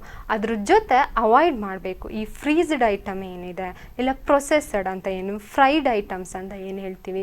ಈಗ ಪಿಜ್ಜಾ, ಬರ್ಗರ್ ಅಂತೆ, ಚೀಸ್ ಅಂತೆ, ಮಯೋನೀಸ್ ಅಂತೆ. ಸೊ ಈ ಎಲ್ಲ ಆಹಾರಗಳು, ಅದ್ರ ಜೊತೆ ರಾತ್ರಿ ಹೊತ್ತು ಕರ್ಡ್ ಅಂದರೆ ಮೊಸರು ಯೂಸ್ ಮಾಡೋದನ್ನು ನಾವಿಲ್ಲಿ ಅವಾಯ್ಡ್ ಮಾಡಬೇಕು. ಅದು ಅಲ್ಲದೆ ಕೆಲವೊಂದು ವಿಹಾರಗಳನ್ನ ಹೇಳಿದ್ದಾರೆ. ಸೊ ವಿಹಾರಗಳಂದರೆ ಇವಾಗ ವ್ಯಾಯಾಮ ಮಾಡೋದಿರ್ಬೋದು, ಅದ್ರ ಜೊತೆ ಕೆಲವೊಂದು ರಿಲ್ಯಾಕ್ಸೇಷನ್ ಟೆಕ್ನಿಕ್ಸ್ ಇರ್ಬೋದು. ಸೊ ಮೇಯ್ನಾಗಿ ಡೀಪ್ ರಿಲ್ಯಾಕ್ಸೇಷನ್ ಟೆಕ್ನಿಕ್ ಇದೆ, ಅದ್ರ ಜೊತೆ ಕ್ವಿಕ್ ರಿಲ್ಯಾಕ್ಸೇಷನ್ ಟೆಕ್ನಿಕ್ಸ್ ಇದೆ, ಜಾಕಬ್ಸನ್ ಮಸ್ಕ್ಯುಲರ್ ರಿಲ್ಯಾಕ್ಸೇಷನ್ ಟೆಕ್ನಿಕ್ಸ್ ಇದೆ. ಸೊ ಇವುಗಳನ್ನ ಮಾಡೋದು ಇರ್ಬೋದು, ಇಲ್ಲ ಯಾವುದಾದ್ರು ಹವ್ಯಾಸಗಳನ್ನ, ಹೊಸ ಹವ್ಯಾಸಗಳನ್ನ ಮೈಗೂಡಿಸಿಕೊಳ್ಳೋದು. ಸೊ ಗಾರ್ಡನ್ ಮಾಡೋದಿರ್ಬೋದು, ಇಲ್ಲ ಮನೆ ಡೆಕೋರೇಷನ್ ಮಾಡೋದು, ಇಲ್ಲ ಅಂತಂದರೆ ಮೇಯ್ನಾಗಿ ರೈಟಿಂಗ್ ಅಂತ ಏನು ಹೇಳ್ತೀವಿ, ಇದು ತುಂಬ ಸಹಾಯ ಆಗುತ್ತೆ. ಸೊ ಈಗ ಯಾರಿಗೋ ನಾವು ಈಗ ಬಾಸ್ ಏನೋ ಅವರಿಂದ ನಮಗೆ ಬೈದಿರ್ತಾರೆ, ಬಟ್ ಅವರಿಗೆ ನಾವು ವಾಪಸ್ ಬೈಯೋದಕ್ಕಾಗಲ್ಲ. ಬಟ್ ನಮ್ಮ ಮನಸ್ಸಲ್ಲಿರೋ ಆ ಕ್ರೋಧ ಏನಿದೆ ಅದನ್ನು ಹೊರಗಡೆ ನಾವು ಹಾಕಬೇಕು. ಅವಾಗ ಏನು ಮಾಡ್ಬೋದಂದರೆ ನಾವು ಬರೆದ್ಬಿಟ್ಟು ಅದರಲ್ಲಿ ಎಲ್ಲ ನಮ್ಮ ಸಿಟ್ಟು ಏನಿದೆ ಅದನ್ನ ಎಕ್ಸ್ಪ್ರೆಸ್ ಮಾಡೋದನ್ನು ಹೊರಗಡೆ ಹಾಕ್ಬೋದು. ಅದಂತರ ವಾಪಸ್ ಓದೋದಲ್ಲ, ಅದನ್ನ ಬಿಸಾಕೋದು ಒಳ್ಳೆಯದು. ಹಾಗೆ ಇವಾಗ ಹಾಸ್ಟೆಲಲ್ಲಿರ್ಬೋದು, ಇಲ್ಲ ಗಂಡ ಹೆಂಡತಿ ಮಧ್ಯೆ ಏನೋ ಒಂದು ಮಾತಾಗಿರುತ್ತೆ, ಬಟ್ ಅವ್ರ ಜೊತೆ ಫಸ್ಟ್ ಹೋಗಿ ಮಾತಾಡೋದಕ್ಕೆ ನಮಗೊಂಥರ ಈಗೋ ಏನೋ ಸಮಥಿಂಗ್ ಮಾತಾಡೋದಕ್ಕೆ ಇದಾಗ್ತಿರತ್ತೆ. ಸೊ ಅವಾಗ ಏನು ಮಾಡ್ಬೋದು, ಬರೆದ್ಬಿಟ್ಟು ಅವರಿಗೆ ನಾವು ಕೊಡ್ಬೋದು. ಸೊ ಹೀಗೆ ರೈಟಿಂಗ್ನು ತುಂಬ ಸಹಾಯ ಆಗುತ್ತೆ. ಅದ್ರ ಜೊತೆ ಮನ ಬಿಚ್ಚಿ ಮಾತಾಡ್ಕೊಳ್ಳೋದು, ನಮ್ಮ ತೊಂದರೆ ಏನಿದೆ ಅದನ್ನು ಬೇರೆಯವ್ರ ಜೊತೆ ನಾವು ಶೇರ್ ಮಾಡ್ಕೊಳ್ಳೋದು. Problem is shared, problem is halved ಅಂತ ಹೇಳ್ತಾರೆ. ಅಂದರೆ ಯಾರ ಜೊತೆ ಆದರೂ ನಾವು ಅದನ್ನ ಹೇಳ್ಕೊಂಡಾಗ ಅರ್ಧದಷ್ಟು ತೊಂದರೆ ಸಾಲ್ವ್ ಆದಂಗೆ ಅಂತ ಹೇಳ್ತೀವಿ. ಬಟ್ ಯಾರ ಜೊತೆ ಶೇರ್ ಮಾಡ್ತೀವಿ ಅದು ತುಂಬ ಮುಖ್ಯ ಆಗಿರುತ್ತೆ. ಸೊ ಹಾಗಾಗಿ ನಮ್ಮ ಆಪ್ತರ ಜೊತೆ ಇಲ್ಲ ವೈದ್ಯರ ಜೊತೆ ಮಾತಾಡಿ ಸಮಸ್ಯೆಗಳಿಗೆ ಪರಿಹಾರನ ಕಂಡು ಹುಡ್ಕೊಳ್ಳೋದು ಮುಖ್ಯ. ಈ WHO ಕ್ಯಾಂಪೈನ್ ಇದ್ರ ಪ್ರಕಾರನೂ ಹೇಗಿತ್ತಂದರೆ ಡಿಪ್ರೆಷನ್ ಲೆಟ್ಸ್ ಟಾಕ್, ಅಂದರೆ ನಮ್ಮ ತೊಂದರೆಗಳೇನಿದೆ ಅದನ್ನು ನಾವು ಮಾತಾಡೋಣ, ವೈದ್ಯರ ಜೊತೆ ಮಾತಾಡಬಹುದು, ಇಲ್ಲ ನಮ್ಮ ಆಪ್ತರ ಜೊತೆ ಮಾತಾಡೋಣ, ಅದಕ್ಕೆ ಸಮಸ್ಯೆಗಳಿಗೆ ಪರಿಹಾರನ ಕಂಡು ಹುಡ್ಕೊಳ್ಳೋಣ ಅಂತಾಯಿತು. ಹಾಗೆ ಈಗ ಭಗವದ್ಗೀತೆಯಲ್ಲಿ ಏನು ಹೇಳ್ತಾರೆ ಅಂದರೆ ಈ ಮೋಹ ಇಲ್ಲ ಇದರಿಂದಾಗಿ ಕ್ರೋಧದಿಂದ ಮೋಹ ಇರ್ಬೋದು, ಮೋಹದಿಂದ ಸ್ಮೃತಿ ನಾಶ ಆಗೋದಿರ್ಬೋದು, ಸ್ಮೃತಿ ನಾಶದಿಂದ ಬುದ್ಧಿ ನಾಶ, ಕೊನೆಗೆ ಮರಣವನ್ನೇ ಹೊಂತಾರೆ. ಅಂದರೆ ಕೆಲವೊಂದು ವೇಗಗಳೇನಿದ್ದಾವೆ ಅದನ್ನ ನಾವು ಕಂಟ್ರೋಲ್ ಮಾಡಬೇಕಾಗುತ್ತೆ. ಈಗ ಕ್ರೋಧ, ಕಾಮ, ಮೋಹ ಏನಿದೆ ಇವು ನರಕಕ್ಕೆ ಹೋಗುವಂಥ ದಾರಿಗಳಂತ ಹೇಳಿದ್ದಾರೆ. ಸೊ ಇಂಥ ಭಾವನೆಗಳನ್ನ, ಮನೋವೇಗಗಳನ್ನ ಕಂಟ್ರೋಲ್ ಮಾಡೋದು ತುಂಬ ಉತ್ತಮ. ಮೇಡಮ್, ಇವಾಗ ಡಿಪ್ರೆಷನ್ ಇರೋರು ಮದುವೆ ಆಗ್ಬೋದಾ? ಅವ್ರಿಗೇನು ತೊಂದರೆ ಆಗೋದಿಲ್ವಾ ಅವರ ನೆಕ್ಸ್ಟ್ ಸಾಂಸಾರಿಕ ಜೀವನದಲ್ಲಿ ಏನಾದರೂ? ಖಂಡಿತವಾಗ್ಲೂ ಒಳ್ಳೆ ಕ್ವಶನ್ ಇದು. ತುಂಬ ಜನರಲ್ಲಿ ಈ ಥರ ಡೌಟ್ ಬರ್ತಿರತ್ತೆ, ಮದುವೆ ಆಗ್ಬೋದಾ, ಇಲ್ಲ ಡಿಪ್ರೆಷನ್ ಇದೆ ಅವ್ರನ್ನ ನಾನು ಮದುವೆ ಆಗ್ಬೋದಾ ಅಂತ ಕೇಳ್ತಿರ್ತಾರೆ. ಸೊ ಈ ಡಿಪ್ರೆಷನ್ ಅಂತ ಹೇಳೋದು ಏನು ದೊಡ್ಡ ರೋಗ ಅಲ್ಲ, ಇದೊಂದು ಫೇಸ್. ಅವರಿಗೆ ಅದರಿಂದ ಹೊರಗಡೆ ಬರೋದಕ್ಕೆ ಆ ಒಂದು ಎನ್ವೈರ್ಮೆಂಟ್ ಏನಾದರೂ ಸಿಕ್ಕಿರಲ್ಲ, ಅವ್ರಿಗೆ ಮತ್ತೆ ಮತ್ತೆ ಒತ್ತಡಗಳು ಬೀಳ್ತಾ ಇರ್ಬೋದು. ಸೊ ಹೀಗಾಗಿ ಅವರು ಡಿಪ್ರೆಸ್ ಸ್ಟೇಜ್ಗೆ ಹೋಗಿರ್ಬೋದು. ಸೊ ಹಾಗಾಗಿ ಖಂಡಿತವಾಗ್ಲೂ ಮದುವೆ ಆಗ್ಬೋದು, ಆದರೆ ಅದಕ್ಕೆ ಮದುವೆ ಆಗೋರು ಅಷ್ಟೇ ಡಿಪ್ರೆಷನ್ ಇರೋರನ್ನ ಮದುವೆ ಆಗಬಾರ್ದಾ ಆ ಥರ ಕೇಳ್ತಿರ್ತಾರೆ. ಖಂಡಿತವಾಗ್ಲೂ ಆಗ್ಬೋದು, ಆದರೆ ಅವರಿಗೆ ನಾವು ಮತ್ತೆ ಸಪೋರ್ಟಿವ್ ಆಗಿ ನಿಲ್ಲಬೇಕು. ಆ್ಯಂಡ್ ಇರೋರು ಅಷ್ಟೇ ಬೆಟರ್ ಶೇರ್ ಮಾಡ್ಕೊಳ್ಳೋದು, ನನಗೆ ಈ ಥರ ತೊಂದರೆ ಇತ್ತು ಅನ್ನೋದನ್ನ ಶೇರ್ ಮಾಡ್ಕೊಳ್ಳೋದು ಉತ್ತಮ. ಇಲ್ಲಾಂದರೆ ಕೆಲವೊಂದು ಪೇಷಂಟ್ಸ್ ಹೇಳ್ತಾರೆ ಮತ್ತೆ ಆದಮೇಲೆ ಅವಳಿಗೆ ಡಿಪ್ರೆಷನ್ ಇತ್ತು ಹೇಳೇ ಇರಲಿಲ್ಲ, ಸೊ ಈಗ ಮತ್ತೆ ಜಾಸ್ತಿ ಆಗಿದೆ ಅಂತ ಮತ್ತೆ ದೂಷಣೆ ಮಾಡೋದಕ್ಕೆ ಸ್ಟಾರ್ಟ್ ಮಾಡ್ತಾರೆ. ಸೊ ಶೇರ್ ಮಾಡ್ಕೊಳ್ಳಿ, ಖಂಡಿತವಾಗ್ಲೂ ಅರ್ಥ ಮಾಡ್ಕೋತಾರೆ. ಆ್ಯಂಡ್ ಜನರು ಅಷ್ಟೇ ಅದನ್ನ ಅಕ್ಸೆಪ್ಟ್ ಮಾಡೋದಕ್ಕೆ ರೆಡಿ ಆಗಿರಬೇಕು. ಯಾಕಂದರೆ ಡಿಪ್ರೆಷನ್ ಎಲ್ರಿಗೂ ಬರ್ಬೋದು, ಯಾವುದಾದ್ರೂ ಒಂದು ಹಂತದಲ್ಲಿ ಪ್ರತಿಯೊಬ್ಬರು ಡಿಪ್ರೆಷನ್ಗೆ ಒಳಗಾಗಬಹುದು. ಸೊ ಅದಕ್ಕೆ ಅವ್ರಿಗೆ ಹೊರಗೆ ಬರೋದಕ್ಕೆ ನಾವು ಸಪೋರ್ಟಿವ್ ಆಗಿ ಇರಬೇಕು ಅಷ್ಟೇ. ಮೇಡಮ್, ಈ ಸಂಚಿಕೆ ಕಡೆಯಲ್ಲಿ ನಮ್ಮ ವೀಕ್ಷಕರಿಗೆ ಏನಾದರೂ ಸಂದೇಶ ಹೇಳ್ತೀರಾ? ಓಕೆ, ಖಂಡಿತವಾಗ್ಲೂ ನಾನೊಂದು ಸ್ಮಾಲ್ ಫಾರ್ಮುಲಾ ಹೇಳೋದಕ್ಕೆ ಇಷ್ಟಪಡ್ತೀನಿ. ABCD 4 3 2 1 ಅಂತ. ಸೊ ಇಲ್ಲಿ ಎ ಅಂದರೆ ಅವಾಯ್ಡ್ ಡಿಸ್ಟ್ರಾಕ್ಷನ್ಸ್. ಸೊ ಮೇಯ್ನಾಗಿ ಈಗ ಯಂಗ್ಸ್ಟರ್ಸಲ್ಲಿ ಲವ್ ಬ್ರೇಕಪ್ ಇರ್ಬೋದು, ಇಲ್ಲ ಕೆಲವೊಂದು ಸೋಷಿಯಲ್ ಮೀಡಿಯಾ ಅಡಿಕ್ಷನ್ಸ್ ಇರ್ಬೋದು. ಸೊ ಈ ಥರವಾದ ಡಿಸ್ಟ್ರಾಕ್ಷನ್ಸ್ ಏನಿದೆ ಇದನ್ನು ಅವಾಯ್ಡ್ ಮಾಡೋದು. So B is B organised, ಅಂದರೆ ಏನೋ ಒಂದು ಕೆಲಸ ಮಾಡ್ತೀವಿ ಅದನ್ನ ಆರ್ಗನೈಸ್ ಪ್ಲ್ಯಾನ್ ಮಾಡಿರಿ. ನಾಳೆ ಈಗ ವರ್ಕಿಂಗ್ ವುಮೆನ್ಸ್ ಏನು ಹೇಳ್ತಾರೆ, ನನಗೆ ಆಫೀಸಲ್ಲೂ ಇಲ್ಲ ಮನೇಲೂ ಎರಡು ಕಡೆ ಕೆಲಸ ಮಾಡೋದಕ್ಕೆ ಆಗ್ತಿಲ್ಲ ಅಂತ ಹೇಳ್ತಾರೆ. ಸೊ ಅಂಥ ಸಮಯದಲ್ಲಿ ನಾಳೆ ಏನು ಕೆಲಸ ಮಾಡೋದು, ನಾಳೆ ಏನೋ ಅಡುಗೆ ಮಾಡೋದಿದೆ ಅಂದರೆ ರಾತ್ರಿನೇ ಅದಕ್ಕೆ ರೆಡಿ ಮಾಡಿ ಇಟ್ಕೊಳ್ಳಿ. ಇಲ್ಲ ಕೆಲಸಗಳು ಬೆಳಗ್ಗೆ ಆಗ್ತಿಲ್ಲ ಸಂಜೆ ಬಂದು ಮಾಡಿಬಿಡಿ. ಸೊ ಎರಡನ್ನೂ ಈ ಥರ ಬ್ಯಾಲೆನ್ಸ್ ಮಾಡಬೇಕು, ಬಿ ಪ್ಲ್ಯಾನ್ಡ್ ಆಗಿರಬೇಕು. ಅದಾದ ನಂತರ ಬರೋದಂದರೆ ಚಿಯರ್ಫುಲ್, ಅಂದರೆ ನಗ್ತಾ ಇರಬೇಕು. ಸೊ ನಾವೊಂದು ಮಂದಹಾಸ ಬೀರ್ತೀರಿ, ನಮ್ಮ ಮುಂದೆ ಇರೋರು ನಮ್ಮಲ್ಲಿ ಎಷ್ಟೇ ನೋವಿದ್ರೂ ನಾವು ಮಂದಹಾಸ ಬೀರ್ತಿದ್ದಾಗ ನಮ್ಮ ಮುಂದೆ ಅವರು ಅದನ್ನು ನೋಡಿ ಅವರಲ್ಲಿ ಏನೋ ಚೇಂಜಸ್ ಆಗ್ಬೋದು. D is the daily exercise, ಅಂದರೆ ದಿನಕ್ಕೆ ಸ್ವಲ್ಪ ಹೊತ್ತಾದರೂ ಎಕ್ಸಸೈಸ್ ಮಾಡಲೇಬೇಕು. ಅದಾದಮೇಲೆ 4 3 2 1 ಅಂತ ಹೇಳಿದೆ. ಸೊ 4 ಅಂದರೆ 4 litres of water every day. ಅದಾದಮೇಲೆ 3 ಟೈಮ್ಸ್ ಟೈಮ್ಲಿ ಫುಡ್ ತಗೋಬೇಕು. ನೆಕ್ಸ್ಟ್ 2 ಟೈಮ್ಸ್ ಪ್ರೇಯರ್ ಇರ್ಬೋದು. ಆ್ಯಂಡ್ ಒನ್ ರಿಕ್ರಿಯೇಷನಲ್ ಆ್ಯಕ್ಟಿವಿಟಿ ಯಾವುದೇ ಇರ್ಬೋದು, ಟಿ ವಿ ನೋಡೋದ್ರಿಂದ ಹಿಡಿದು ಬೇರೆ ಬೇರೆ ಥರದ ಯಾವುದಾದ್ರು ಒಂದು ರಿಕ್ರಿಯೇಷನಲ್ ಆ್ಯಕ್ಟಿವಿಟಿಯಲ್ಲಿ ಅವರು ಪ್ರತಿದಿನ ಪಾಲ್ಗೊಳ್ಳೇಬೇಕು. ಸೊ ಈ ಥರವಾದ ಕೆಲವೊಂದು ಚಟುವಟಿಕೆಗಳನ್ನ ಅಳವಡಿಸಿಕೊಂಡು ready to accept, ready to conquer ಎಂಬ ಮನಸ್ಥಿತಿಯನ್ನು ನಾವೆಲ್ಲರೂ ಹೊಂದುತ್ತಾ ಈ ಖಿನ್ನತೆಯನ್ನು ಹೋಗಲಾಡಿಸೋಣ. ಓಕೆ ಮೇಡಮ್, ಇಷ್ಟೋ ತನಕ ನಮ್ಮ ಕಾರ್ಯಕ್ರಮಕ್ಕೆ ಇದ್ದು ಇವಾಗ ಒಂದು ವಿಭಿನ್ನವಾಗಿರುವಂಥದ್ದು ಅಂದರೆ ಆಯುರ್ವೇದದಲ್ಲಿ ಮಾನಸಿಕ ಖಿನ್ನತೆಗೆ ಔಷಧಿ ಇದೆ, ಅಂದರೆ ಚಿಕಿತ್ಸೆ ಪಡಿಬಹುದು ಅನ್ನೋದೇ ಸಾಕಷ್ಟು ಜನಕ್ಕೆ ಗೊತ್ತಿರಲಿಲ್ಲ. ಆದರೆ ಇವತ್ತಿನ ಈ TMAS ಆಯುರ್ವೇದ ವಿಶೇಷ ಕಾರ್ಯಕ್ರಮಕ್ಕೆ ನೀವು ಬಂದು ಈ ಮಾನಸಿಕ ಖಿನ್ನತೆ ಯಾವ ರೀತಿ ಇರುತ್ತೆ, ಅದರ ಲಕ್ಷಣಗಳೇನು, ಕಾರಣಗಳೇನೇನು, ಈ ಸಾಕಷ್ಟು ಮಾಹಿತಿನ ತಿಳಿಸ್ಕೊಟ್ರೆ. ನಮ್ಮ ಕಾರ್ಯಕ್ರಮಕ್ಕೆ ಬಂದು ಇಷ್ಟೆಲ್ಲ ಮಾಹಿತಿ ಕೊಟ್ಟಿದ್ದಕ್ಕೆ ಧನ್ಯವಾದಗಳು. Thank you so much. So ಇಲ್ಲಿ ನನಗೆ ಪಾರ್ಟಿಸಿಪೇಟ್ ಮಾಡೋದಕ್ಕೆ ಅವಕಾಶ ಕೊಟ್ಟಿದ್ದಕ್ಕಾಗಿ ನಮ್ಮ TMS ಹೋಲ್ ಟೀಮ್ ಏನಿದೆ ಹಾಗೂ ಈ TV ಭಾರತ್ ಟೀಮ್ ಏನಿದೆ ಇದಕ್ಕೆ ನನ್ನ ಧನ್ಯವಾದಗಳನ್ನ ಹೇಳೋದಕ್ಕೆ ಇಷ್ಟಪಡ್ತೀನಿ. ನೋಡಿದ್ರಲ್ಲ ವೀಕ್ಷಕರೇ, ಇವತ್ತಿನ TMAS ಆಯುರ್ವೇದ ವಿಶೇಷ ಕಾರ್ಯಕ್ರಮದಲ್ಲಿ ನಿಮಗೆ ಈ ಮಾನಸಿಕ ಖಿನ್ನತೆ ಬಗ್ಗೆ ಸಾಕಷ್ಟು ಮಾಹಿತಿ ಸಿಕ್ಕಿದೆ ಅಂತ ಭಾವಿಸ್ತೀನಿ. ನೀವು ಕೂಡ ಶಿವಮೊಗ್ಗದಲ್ಲಿ ಇರುವಂಥ TMAS ಆಯುರ್ವೇದ ಮೆಡಿಕಲ್ ಹಾಸ್ಪಿಟಲ್ಗೆ ಹೋಗಿ ನಿಮಗೆ ಮಾನಸಿಕ ಖಿನ್ನತೆ ಏನಾದರೂ ಇತ್ತು ಅಂತಂದರೆ ಅದಕ್ಕೆ ಆಯುರ್ವೇದಿಕ್ ಟ್ರೀಟ್ಮೆಂಟ್ನ ತೊಗೊಬೋದು. ಅದು ಇಲ್ಲೇ ಶಿವಮೊಗ್ಗ ನಿಧಿಗೆಯಲ್ಲಿದೆ. ನೀವು ಈ ಥರ ಎಪಿಸೋಡ್ಗಳು TMAS ಆಯುರ್ವೇದ ಎಪಿಸೋಡ್ ಏನಾದರೂ ಮಿಸ್ ಮಾಡ್ಕೊಂಡಿದ್ರೆ TV ಭಾರತ್ ಶಿವಮೊಗ್ಗ ಯೂಟ್ಯೂಬ್ ಚಾನಲಲ್ಲಿ, TV Bharat Shivamogga Facebook page ನಿಮಗೆ ಈ ಫೋಟೋಸ್ಗಳು ಮತ್ತೆ ವಿಡಿಯೋಸ್ಗಳು ಎಲ್ಲದೂ ಇದೆ. ಈ ಡಿಸ್ಕ್ರಿಪ್ಷನ್ನಲ್ಲಿ ನಾವು ಹಾಸ್ಪಿಟಲಿನ ಅಡ್ರೆಸ್ಸು, ನಂಬರು ಎಲ್ಲದೂ ಕೊಟ್ಟಿರ್ತೀವಿ. ಏನಾದರೂ ಕ್ವೆರೀಸ್ ಇತ್ತು ಅಂದರೆ ನೀವು ಡೈರೆಕ್ಟಾಗಿ ಹಾಸ್ಪಿಟಲ್ಗೆ ಕಾಲ್ ಮಾಡ್ಕೊಂಡ್ಬಿಟ್ಟು ಮಾತಾಡ್ಬೋದು ಅಂತ ಹೇಳ್ತಾ ಈ ಹೊತ್ತಿನ ವಿಶೇಷ ಕಾರ್ಯಕ್ರಮ ಇಲ್ಲಿಗೆ ಮುಗಿಯುತ್ತೆ. ಸುದ್ದಿ, ಮಾಹಿತಿ, ಮನರಂಜನೆಗಾಗಿ ನೋಡ್ತಾ ಇರಿ TV ಭಾರತ್.